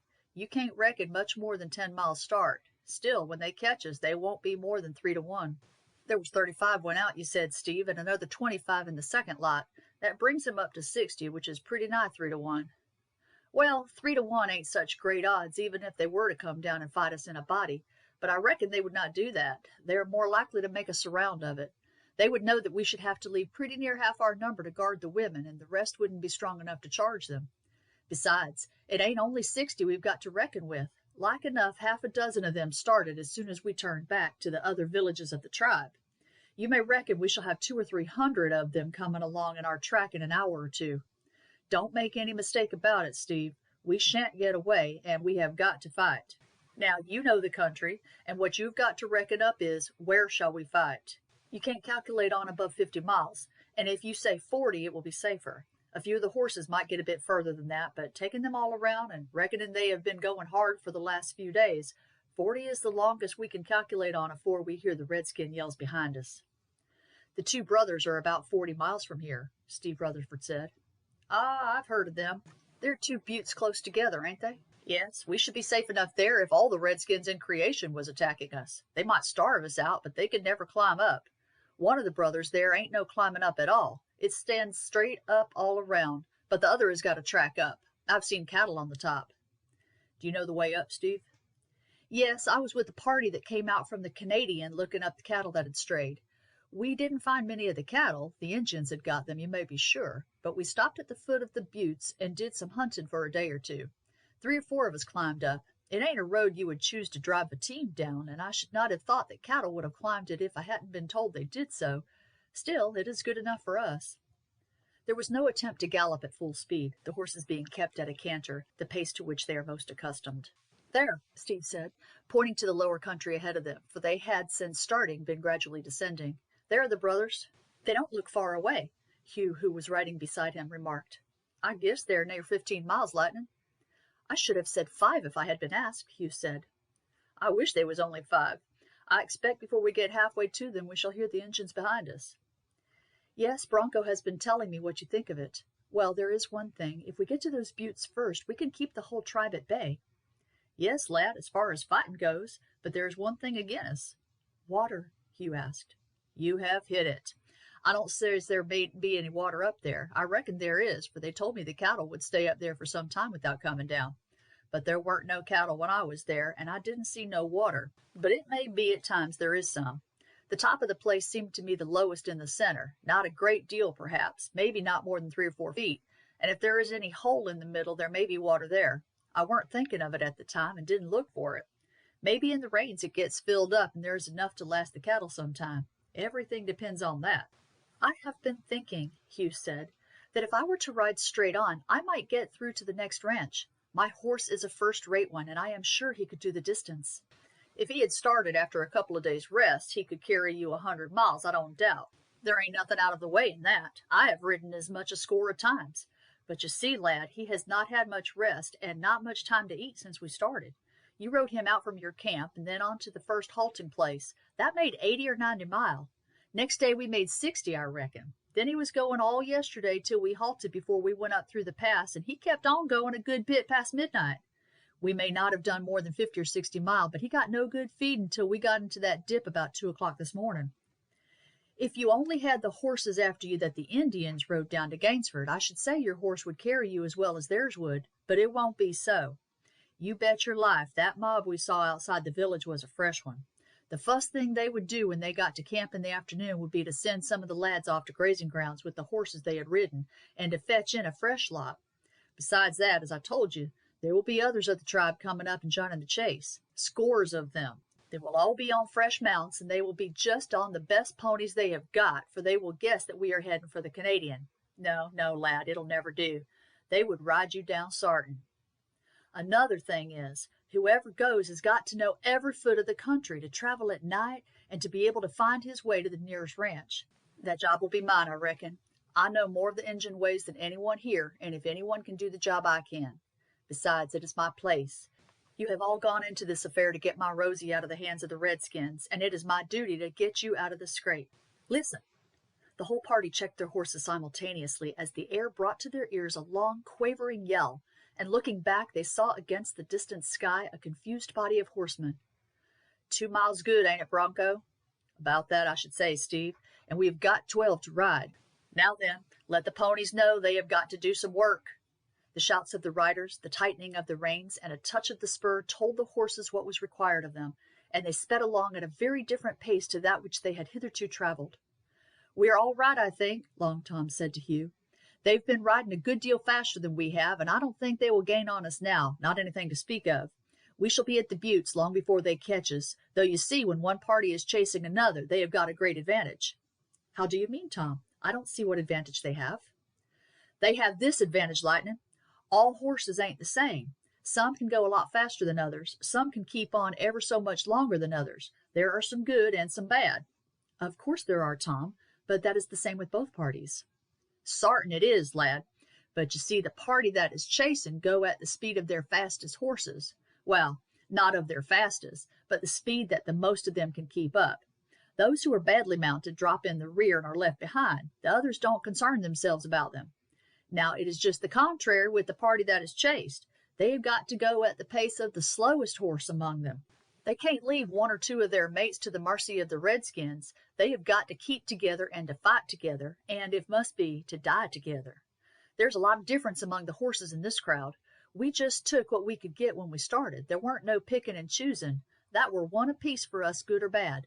The pace we are going ain't nothing to that horse of yours, but you'll soon see that some of the others can't keep it up, and then we shall have to slow down to their pace." "I didn't think of that, Tom. Yes, I see. A party that pursues has an immense advantage over one that flies, providing, of course, they are greatly superior in numbers. If not, there will be a time when the best mounted men could no longer ride at full speed, because if they did, they would be inferior in numbers to those they chased when they came up to them." "That is reasonable, lad, and if those Redskins behind us are the only lot from the village, that will bring them up a bit. They know well enough they can't lick us, if they ain't pretty nigh 3 to 1, so they will want their whole crowd up, and they won't be able to travel at the speed of their best horses. That is why I said we shall beat them easy. It ain't really them, it is the bands from the other villages that we've got to fear. I don't know this country, and I don't know what the other villages are, but I shouldn't be surprised any moment to see bands cutting in from the right or left. Some of the Injuns would ride straight off there, and they will have heard the news as soon or sooner than the band that went after us to the rocks. They will guess the line we should take, and we'll all be on fresh horses. That is what I am thinking of all the time." "I suppose Steve knows," Hugh said. "He knows. He ain't said much, but he dropped behind an hour ago and said to me, 'Keep a sharp lookout on both sides, Tom. That is where the danger comes in.'" For the next 5 miles the pursuers did not appear to gain. "Can't we take it easy, Steve?" Jim Gatlin asked. "Some of the horses are beginning to blow a bit. There ain't more than 7 miles now between us and the buttes. We might let them walk for 5 minutes now to get their wind again." Steve turned in his saddle and looked round at the horses. Wiry little animals as they were, many of them were showing signs of distress. "We will go a little bit easier," he said, "just a little. When we get to that brow a mile ahead, we shall get a better view. Then we will see about it." The horses were pulled in a little, but still kept at a gallop till they got to the top of the ascent. From this point there was a smooth and regular fall right down to the valley from which rose the buttes 6 miles away. "Now you've got to ride for it, and no mistake," Steve said sharply. "There they come both ways. That is just what I was afeared of." An exclamation of something like dismay broke from many of the men, for 2 bands of Indians were seen, one on each hand, riding, like themselves, for the buttes. The one to the left was perhaps a mile away, but considerably in advance of them. That on the right was perhaps twice as far, and was, like themselves, just beginning to descend the long incline. "We shall pass the crowd to the right," Bronco Harry said, "but the others will cut us off sure." "That is so, Harry," Steve said quietly. "But there is one thing. There ain't above 40 or 50 of them, while that crowd to the right are twice as strong. If they had been first, it would have been all over with us. Well, don't travel too fast, lads. We can't pass ahead of that lot to the left, but there is no fear of the crowd to the right. Just go at the pace we are going now. Look here, what has got to be done is this. We have got to keep together with the women in the middle of us. We have got to go right through them. Now, 9 of you have got rifles. You keep next to the gals. The moment we have got through the Injuns, you ride with them straight on to the foot of the butte. I must go with you because I know just where the path starts and no one else does. The moment you get there, jump off the ponies, take post among the rocks, and open fire on the Injuns. You, Bronco, with the rest of them. Directly we are through, you turn again and charge them. Just check them for about a minute, that will be enough. Then you ride in and we will cover you with our rifles." "That's about it," Harry replied. "Now, boys, you all here, you with the rifles go straight on. And look here, empty your 6-shooters into them as you charge. The more you wipe out, the better. Then the rest of you with me, just give a yell to scare them, and then close with them again. Don't you empty your 6-shooters at first, but keep your fire till we are through them. It is mighty hard if the others, with 6 shots apiece, don't clear the way for us. You must bear in mind that you will want every shot after we are through, so don't throw away one. Don't you bother about the advance crowd with the women. I will keep my eye on them, and when they are ready I will give a yell, and then we will ride for it together." The Indians saw that they had it in their power to cut off the whites from the buttes, and they no longer rode at the headlong speed at which they were going when first perceived, but slackened down their pace. They could, if they had chosen, have brought on the fight at some distance from the buttes, but they had no motive for doing so. They saw the large party coming from the other side and preferred to delay the contest till the last moment, in order that their friends should be near at hand. Steve remarked with satisfaction that they did not attempt to outride his party. "The fools," he said to Bronco Harry. "They won't be there above 100 yards before us, and won't get above 1 shot each before we are on them. If they had known their business, they would have ridden fit to kill their horses till they got there, and then jumped off and run up that path and held it. We should have lost half our number at least fighting our way up. In fact, with the women with us, we couldn't have done it." Scarce another word was spoken as the party galloped on. Mile after mile had been passed, and the buttes were now towering up in front of them. When within half a mile of the foot, the riders gradually fell into their places assigned to them. Those with rifles went on in front, then the women, then the men with revolvers only. The small party of Indians kept on until within 150 yards of the foot of the buttes, then they halted and turned. The whites were at the moment some 200 yards behind them. The great party of Indians on the right were about half a mile away. The Indians in front did not await the shock of the whites, knowing that the impetus of the latter would give them an advantage, but raising their war cry, dashed forward to meet them, discharging their rifles as they came. Not a shot was fired by the whites until the 2 lines were within 20 paces of each other. Then the revolvers of the 10 men in front cracked out sharply. Several of the Indians fell. Then there was a crash as the lines met, and then for a moment a confused medley, the Indians fighting with tomahawk and spear, the whites with their deadly revolvers. The conditions were too unequal. There was not one among the band of whites who could not rely with certainty upon his aim, and as in a close line, boot touching boot, they pressed on, the Indians melted like snow before them. It seemed to Hugh but a moment from the time the fight began till the path before them to the buttes was open. "Forward!" shouted Steve. "We're through them, boys!" As Hugh dashed on, he heard Bronco Harry's shout, the cracking of the revolvers, and the yell of the Indians. The women were riding abreast with them now. "Never mind the gals!" Steve shouted. "All tumble off together!" It was but a few seconds before the first band threw themselves from their horses and took up their posts behind boulders and bushes. As they dismounted, Steve gave a loud shout, and almost at the same moment the party that had fought under the leadership of Bronco Harry wheeled round and rode towards them. Had there been only the Indians that had tried to bar their way to reckon with, there would have been no need for them to seek refuge at the buttes. Half their number had fallen under the bullets of the front line of the whites as they fell upon them.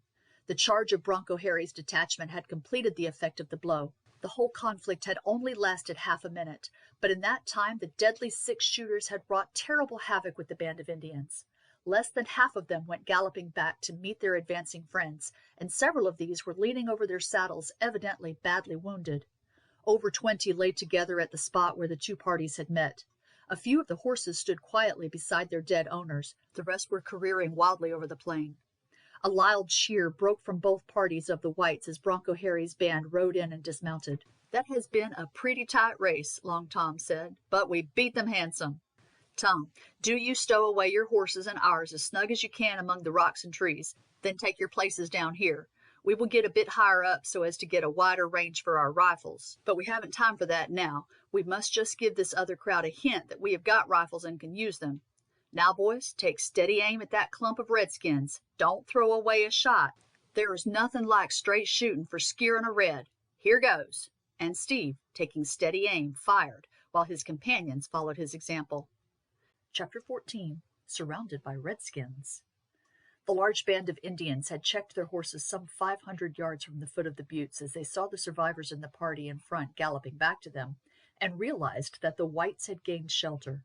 Some of the more impetuous spirits had, however, ridden on, and were some distance in advance when the rifles of the defectors cracked out. 4 of the Indians fell from their horses, 3 others were wounded, and these, with their companions, wheeled round and rejoined the main body, who now, at the order of their chief, fell back and were, a few minutes later, reinforced by the band that had followed on the footsteps of the fugitives. "Now, boys, we can go up to the top, but first let us see how we stand. Has any gone down?" "Yes, there are 2 missing," Long Tom said. "I saw 2 of the first line go down as we charged them." "Jim Spencer were killed," Jim Gatling said. "He were riding next to me." "Boston were the other," Bronco Harry said. "I were riding in a line with him behind and saw him go back kerplunk. I knew he were hit through the head by the way he fell." 4 other men were, it was now found, wounded, and one of the women had been hit in the shoulder with a rifle ball. "The Redskins ain't no account with their rifles on horseback," Long Tom said. "Let them lie down and get their pieces on a log and they can shoot pretty straight, but it's just throwing away lead to try to shoot with a rifle from a horse. I never knew more than 2 or 3 whites who was any startin' with their pieces when their horses was on the move. A 6-shooter's worth 10 rifles on horseback. A fella can gallop and keep his arms straight, but when it comes to holding out a long tube with both arms and your pony going on the jump, it stands to reason there ain't no keeping the thing straight. If those redskins had hurried up and dismounted and steadied their rifles on their saddles, I reckon they might have wiped out half of us before we reached them. Well, Steve, you and the women and best part of the others may as well get up to the top, but Bronco and me and 2 or 3 of the boys will stop down here and look after the horses. Lightning, you may as well stop down here with a kipple of other fellows with rifles, so as just to give them a hint to keep at a distance, otherwise they will be sending their lead up while the others are getting to the top." But the Indians showed no sign of any intention of harassing them for the present. They knew that the rifles in the hands of the defenders carried farther and straighter than their own. They had suffered heavy losses already, and were in no way disposed to do anything rash. They knew that there was no occasion for haste, and no fear of the fugitives attempting to make their escape. After some consultation, they drew further off into the plain, and in a short time smoke could be seen ascending at several points. "There ain't no occasion to wait down here no longer," Long Tom said. "The Indians know well enough that they can't take this place, not at least without losing 100 men, and it ain't redskin fashion to throw away lives, special when they know they have only got to wait to do the job without any fighting at all. So let's go up."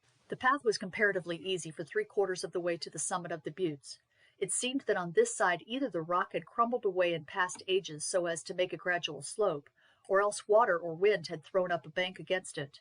The height of the butte above the broad valley would be about 300 feet, and the slope was covered with trees and undergrowth until it terminated abruptly at the face of a wall of rock 50 feet from the summit.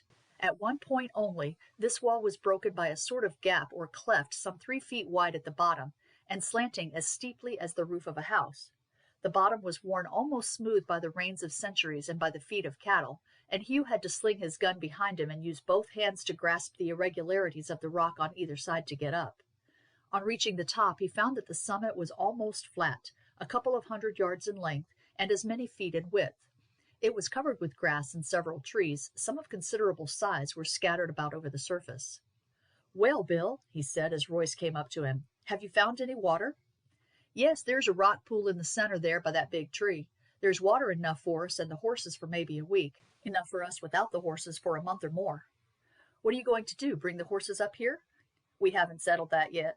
I reckon we shall bring the best of them up anyhow." "I suppose there is no possible place the Indians can get up except by that gap?" "Nary one. Everywhere else the rock goes straight down to the plain. There ain't no way, except by flying, to get up here if you don't come by this gap. Anyhow, we shall bring the horses a good long way up the slope. It is a long line along the bottom there, and the redskins might crawl up in the night, and we should pretty nigh all have to keep guard. Steve says that though where we came up the ground were smooth enough, it ain't so over the rest of the slope, but that, what with the boulders and the undergrowth and the thorns, it is pretty nigh impossible to get up through the trees anywhere else. He expects that it's been water washing down the earth and sand through that gap that has filled up between the boulders and made it smooth going where we came up. So we will bring up the horses and get the best of them up here and tie the others just below the gap. We can take them down water in our hats if we decide to keep them, or get them up tomorrow if we like. Anyhow, we shall want to keep 4 men at watch down below them." "I should have thought it best to bring them all up at once, Bill. What is the use of leaving them below?" "Well, Hugh, there ain't grass enough to bring them all up here, and every morning we can take them down and let them graze below. There ain't no fear the Injuns coming close to drive them off, and if they tried it, the critters would come up the path again of their own accord, except those we took from the Indians. They can get a good lot of sweet grass under the trees down there, and as long as they get that, they can do pretty well without water. Thar, do you see that there are 2 or 3 more lots of Indians coming down to join the others? They'll have 300 of them down there before long." "It don't make much difference how many of them there are, if they dare not attack us," Hugh said. "That's where you were wrong, Hugh," Bronco Harry, who had now joined them, said. "The more there are of them, the closer watch they can keep to see that none of us gets away, and the more there are of them, the bigger the party must be that comes to rescue us. You may be sure that they have scouts for miles and miles off, and if they get news that there's a party coming up, they will just leave a guard to keep us here and go down and fall on them." "I didn't think of that, Harry. Yes, it will need a very strong party to bring us off, but perhaps they will get tired and go." "Don't you bet on that, Hugh. If there are one thing an Injun never gets tired of, it's waiting. Time ain't nothing to them. Them chaps can send out parties to hunt just as if they were in their own villages. The boys will bring down corn and gather their firewood for them, and as long as we're up here, they will stop down there if it was 6 months.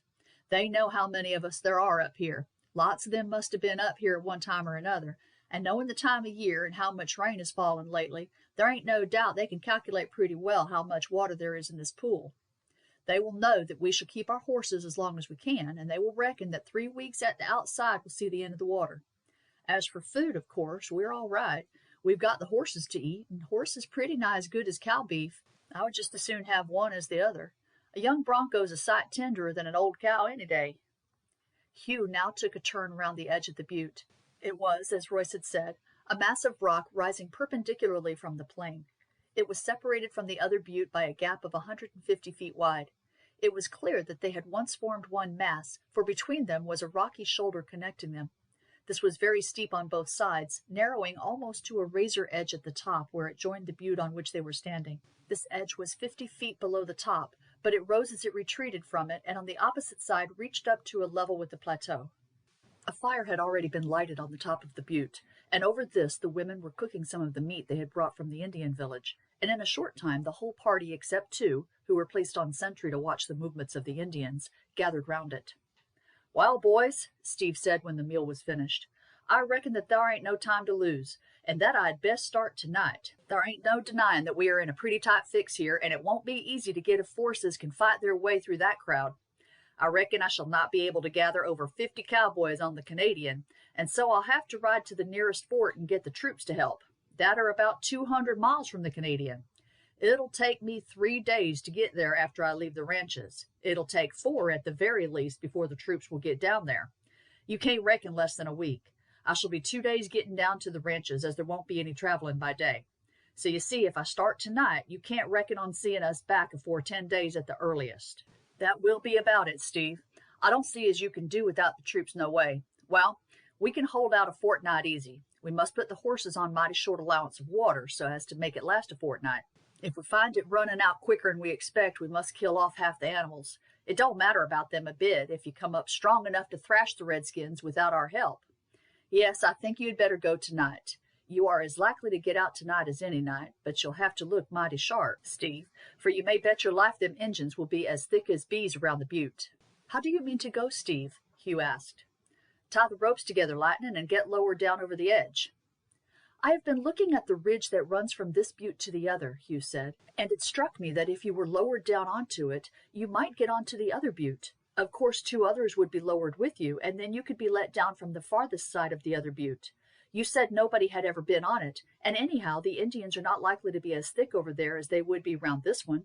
Thunder! You are right again, Lightning. I will go and have a look at it at once. It will soon be getting dark. Bronco, do you and Long Tom go along with me. We will lie down afore we get to the edge. You may be sure that there are plenty of sharp eyes watching all round, and if they was to see us standing there and looking at that ledge of rock, they might guess what we had in our minds. While we are away, the rest of you might go down and get up the ponies. It took some time to lead all the horses up the slope. Prince and 4 others were brought up to the plateau, but it was necessary to tie strips of blanket under their feet to enable them to get sufficient footing to climb up through the gap. I shouldn't have thought that cattle could have come where horses can't, Hugh said. Cattle can climb pretty nigh anywhere, the cowboy he addressed replied. I've seen cattle climb places where you would have thought that nothing but a goat could get to. You see, their hooves are softer than horses and get a better hold on rocks. But horses could get up here easy enough if they weren't shod. They don't have a fair show with shoes on. By the time the horses had been brought up, night had fallen. 4 men were told off as a guard. 2 of them took up their post halfway down the slope. 2 went down to its foot. No attack was anticipated, for the Indians would be sure that a sharp watch would be kept, and there would be no chance whatever of their making their way up to the summit unobserved. Hugh was not with the first party on watch, and joined the crowd round the fire. What time are you going to start, Steve? As soon as it gets quite dark. There ain't no good in waiting. They're on watch now, and they will be on watch all night, so there's no difference that way, and the sooner I goes, the farther I will get before morning. It is settled that if I'm caught tonight, Jim Gatlin will try next. If he goes down too, Bronco Harry will try. After that, you can settle among yourselves. I will volunteer to be next, Hugh said. Another couple of days and Prince will be ready to do anything. If I was to try, I should start on his back and take my chance. The Indians cannot have many horses as fast as he is, and if I can get through safely, they may ride as hard as they like. There won't be many who can catch me anyhow, and if they came up one at a time, I have my revolver and can hold my own. I shouldn't like to try tonight, for many of their horses are fresh, and Prince wants at least 24 hours before he is fit for work again. But if you like to give up your attempt tonight, Steve, I will try tomorrow night. No, lad, we will do as we have planned. You might do it, and you might not. More likely you would not, for like enough you would run agin a dozen of them going out, and would get a lasso dropped over your shoulders afore you saw or heard them. Besides, you are young, lad. You've got your life afore you. I'm getting on, and Rosie will have Jim to look after her, so it don't make much matter along of me. An hour later it was perfectly dark. Steve had left his hat lying on the edge of the rock exactly above the ridge when he had visited it with Harry and Long Tom. Several of the ropes were knotted together. While this was being done, Steve withdrew with his daughter and Jim Gatling from the fire, and was absent 5 or 6 minutes. He came back by himself. I'm ready, he said. Goodbye to you all. I hope as I'll see you all again afore long. He shook hands with them all around, and then, taking up his rifle, walked away without looking round, followed by Bronco Harry and Long Tom, the latter saying to Hugh and 2 others, You come too. We shall want you to lower the last of us down and to hoist us up again. The hat was soon found. All 3 men took off their boots. Bronco Harry tied those of Steve together by a short piece of rope and slung them over his shoulder, and he and Tom left their revolvers and belts behind them. "Now we are ready," Harry said. "Mind, Steve, as you go down you keep your face to the rock so that gun of yours shan't strike it. You can't be too careful, you know." A loop was placed round Steve's shoulder under the arm. "You lie down, Hugh, with your face over the edge, and then Steve can tell you if we are on one side or the other of the ledge. It looked plumb down from here, but it mayn't be." Harry had, rather to Hugh's surprise, taken up his blanket as he left the fire, but now he saw the object. It was partly folded and laid over the edge so as to prevent any chance of the rope touching a rock and being cut by it. "Now Tom and I will hold it out a bit beyond the face," Harry said, "and you two do the lowering away. Now, Steve." Steve knelt down at the edge and lowered himself until the strain came on the rope. This Bronco and Tom held out as far as they could, and the other two steadily lowered it. It was so dark that Hugh could not see the ridge and presently lost sight of Steve. Soon, however, he heard his voice. "About a foot more to the right." A few seconds later the strain on the rope ceased. "Are you all right, Steve?" Hugh asked. "Yes, I'm astride of it. It is wider than I thought it was. Now I will move on. You can let Bronco down as soon as you like." The other two men were lowered, and then there was a long silence. It was no easy matter, Hugh knew, to crawl along the ridge, for it was by no means even. The great danger was that there might be loose pieces which would be dislodged and go clattering down below. When, however, 10 minutes had passed without any sound being heard, the watchers felt sure that the three men must have gained the opposite summit. There was nothing to do now but to sit and wait. At the end of an hour and a half, Hugh, who was again leaning over listening intently, heard a voice below him. "Lower down that other rope, Hugh. We are both here." The short rope was lowered, for the long one had been taken by them to lower Steve from the other butte, and in a short time Bronco and Long Tom stood beside them. "I think the old man has got safe off," Bronco Harry said. "We have stood over there listening all this time and ain't heard a sound. There are plenty of the varmint about. You hear that barking of prairie dogs and hooting of owls? That's them letting each other know where they are. They are thick everywhere, I guess, round the foot of this butte. But we didn't hear them on the other side, and I reckon there ain't many of them there anyhow. Steve must have got beyond them by this time. That were a first-rate idea of yours, Hugh. He never would have got through if we had lowered him off here. But it wasn't no joke getting along that ridge in the dark, I can tell you.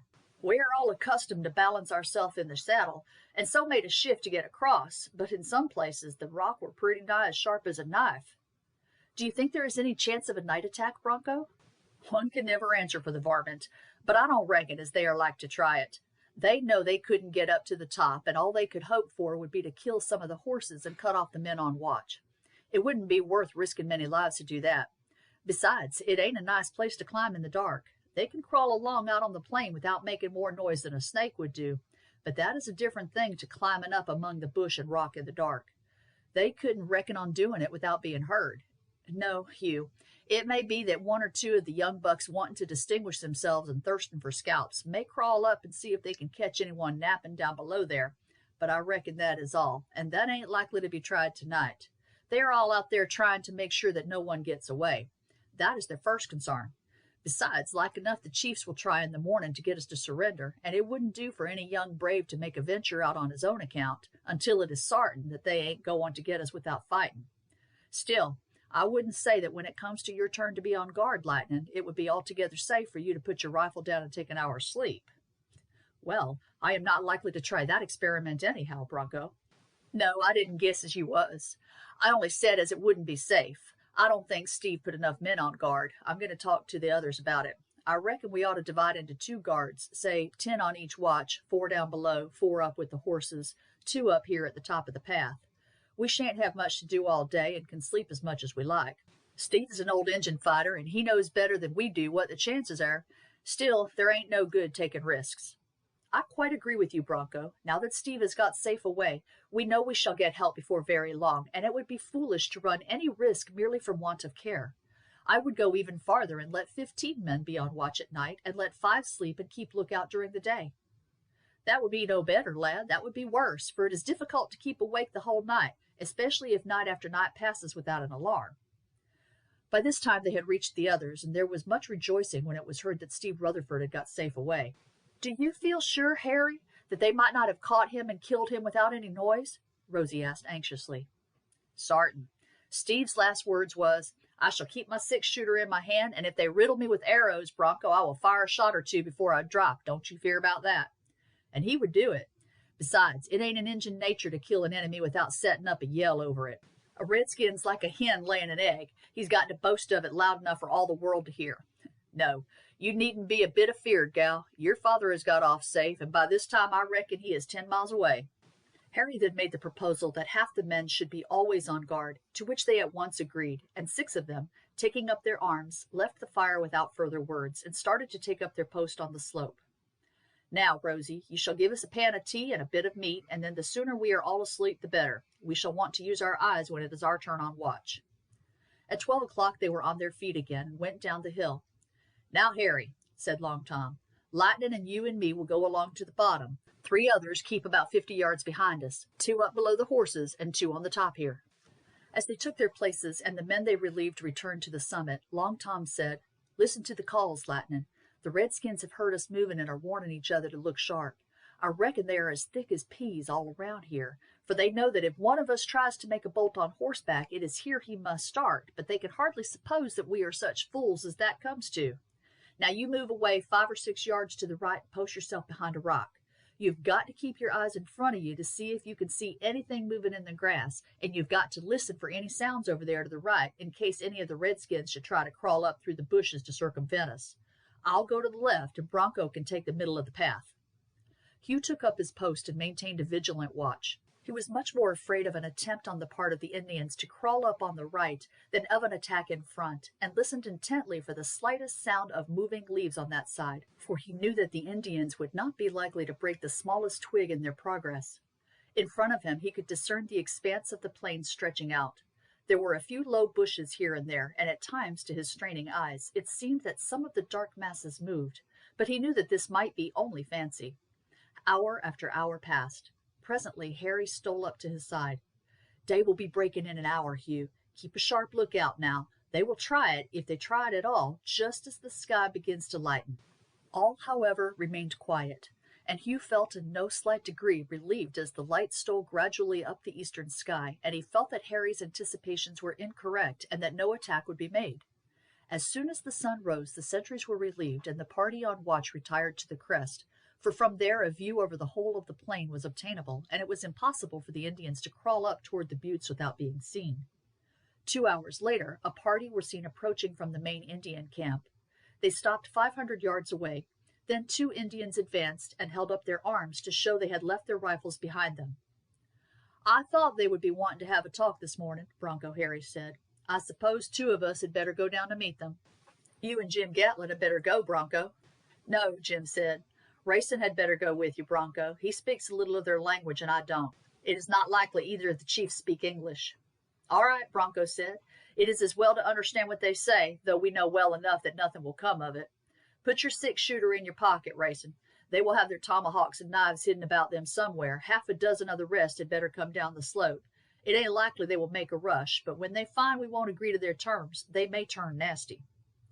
Hugh watched the meeting from the top of the butte. It lasted about 10 minutes, and then the envoys separated and returned to their respective parties. The result was clear enough, for when the Indian chiefs reached their followers, they raised a defiant war cry, which was taken up all over the plain. Just as I expected, Harry said. The redskins always like to have a talk before they begin to fight, even when they know well enough that nothing can come of it. What were their proposals?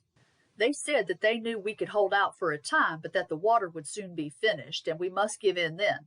We had stolen the white women out of their camp and had killed their young men, but if we would give up the women and surrender our arms and ammunition, they would let us depart free. What did you say, Bronco, in return? I said that we was very comfortable up here, and that if we had taken the women, they had stolen them away from us. As to our arms, we thought they was more useful in our hands than they would be in theirs. But if they would go back to their villages, we would promise to do them no further harm until they troubled us again. Who were the chiefs, Harry? One was the Eagle. He's the big chief. I've often heard of him. The other was the Owl. I fancy the Eagle is the fighting chief and the Owl is the counselor. He is a crafty-looking beggar. The Eagle is a fine, tall redskin, a sort of chap I shouldn't care about having a hand-to-hand fight with knives and tomahawks. He told us it were no use our hoping for assistance, for that none could come to us, and unless we could fly, we could not get through his young men, and that even if we could, our scalps would be hanging in their lodges long before we could get down to the ranches. I said he might have our scalps if he could take them, but that if he did, it would be off dead bodies, for as long as one of us had strength to draw trigger, he would not get up onto the butte. That was all. He knew well enough what the answer would be. He wanted to see, I fancy, how we took it and whether we were in good heart. It were just a game of bluff, and neither of us were going to show our hands. That night Bronco Harry's party went first on watch and were relieved at 12 o'clock.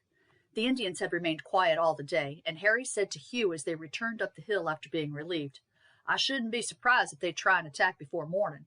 In the first place, they have been wonderful quiet all day, and in the next place, I reckon that when the chief said he acknowledged that we could hold the place, he just meant to give us the idea that he didn't mean to attack and were only going to starve us out. In course, they will do that afterwards, but I think they will try one rush first. I'll tell you what, Hugh, we will set to work now and get the rest of the horses to the top. They can't pick up much where they are now, and they may as well be out of the way if there is a fight." The 10 men soon got the horses up onto the plateau and then lay down to sleep. The morning was just breaking when the crack of a rifle was heard, and it was followed instantly by a score of others and an outburst of fierce yelling. Every man sprang to his feet and ran to the top of the path. "Hugh, do you and 2 others take your place along the edge of the rock on the top of the gap. Tom, you and Stumpy and Racing, take your places on the left and cover us as we fall back if we have to, as is like enough. Come on with me, the rest of you." Standing on the edge of the cliff, Hugh saw the flashes bursting out rapidly among the rocks and trees at the foot of the slope, and soon perceived that they were mounting upwards. A crowd of Indians must have thrown themselves suddenly forward and established themselves in cover, and they were now fighting their way up. The defenders had fallen back, for the answering flashes were halfway up the slope. The rattle of musketry was incessant, but far above it rose the yells of the Indians. The whites fought silently. It was still too dark to make out the figures, and Hugh and his companions remained inactive. "Our men are falling back, Bill," he said presently to Royce, who was standing a few yards away on the other side of the gap. "They're sure to do that," Royce replied. "I guess there are 200 Injuns down there, and though it is difficult for them to make their way through the bushes, they will do it. You'll see our fellows will soon be up here." 5 minutes later, indeed, 3 or 4 figures were seen coming up the path. "Who are you?" Hugh shouted. "It is all right," one of them called out. "There are too many for us, and Bronco has ordered us to fall back and help you cover the rest." Gradually the flashes of the defenders' rifles ceased to spurt out from among the rocks and died away altogether. Then at full speed the men dashed up the pathway, followed closely by a number of leaping figures. Then the rifles of those along the edge of the rock cracked out. There was a chorus of cries and yells, and the pursuers bounded in among the rocks and bushes again, and their rifles flashed out angrily. Racing fell backwards, shot through the head, and a cry on the other side of the gap showed that at least one was hit there. "Lie down," Hugh shouted, "and fire over the edge." In a minute the whole party were gathered on the crest. The daylight was now broadening rapidly, but not one of the assailants could be seen, though the puffs of smoke from behind rock and bush showed how thickly they were gathered. "Will they try a rush, do you think?" Hugh asked Bronco, who had taken his post beside him. "I don't think so," Harry said. "I expect they didn't reckon on finding so many men on guard on the slope, and thought they might carry it with a rush and get here afore we was ready for them, and before it were light enough for us to shoot straight. They can't gather thick enough among the rocks down there to give them a chance of making a big rush." Apparently this was also the opinion of the Indians, who soon learned that it was dangerous to show their position by firing, for every shot was answered instantly, and several were killed as they raised their heads to fire from behind the rocks. The firing, therefore, gradually ceased. "Now we are just as we was before," Harry said. "It were sartin we couldn't hold the slope if they made an attack. The only thing is they are nearer for a rush in the dark than they was afore. There ain't no fear they're trying it as long as it is light. 6 will be enough to keep guard at present. We'll talk over what is best to be done." 6 men were picked out as a guard, the rest assembled in council. "We have got to block up that gap somehow," Harry said. "If they make a rush in the dark, we may kill a lot of them, but the chances are they will get up. It seems to me that we had best kill half the horses and pile them up down near the mouth. That will make a breastwork and will stop their bullets." There was a general chorus of assent. Then Hugh said, "That seems a very good idea, Harry, but I should think that it would be better if we were to make that breastwork halfway up the gap, and to cut off some big arms of these trees and pile them in front of it. If we were to pretty well fill up the gap with boughs, it would be very difficult to get through, and a couple of us behind the breastwork with 6-shooters would prevent them from clearing it away, especially as the others could fire down from above on them." "That's it," Bronco Harry said. "That will make us as safe as if there were no gap at all. Bully for you again, young'un. Let us set to work about it at once." There was not a hatchet among them, and it took them the whole day to cut off 5 or 6 stout boughs of trees with their bowie knives. However, it was done at last. The The boughs were dragged along until near the mouth of the gap and then dropped into it, the butt ends inwards. Bronco Harry and 2 or 3 of the others going down into the gap and arranging them so that a dense screen was formed outwards with the boughs and leaves. 1 or 2 shots came up from the bottom of the slope, but these were harmless, and the guard took care that no one was able to fire from a direct line with the gap from anywhere near the summit. At last the boughs were all in position, and a dense hedge filled the gap 12 feet high. "We can spare the horses," Harry said. "They can't get through that hedge with us above them. They will never even try it. They see as we are up to something by their firing, but I don't suppose they can make out what it is. Like enough, one of them will crawl up after it gets dark to see, and when he reports what we have done, they will know that the game is up as far as taking the place by storm is concerned."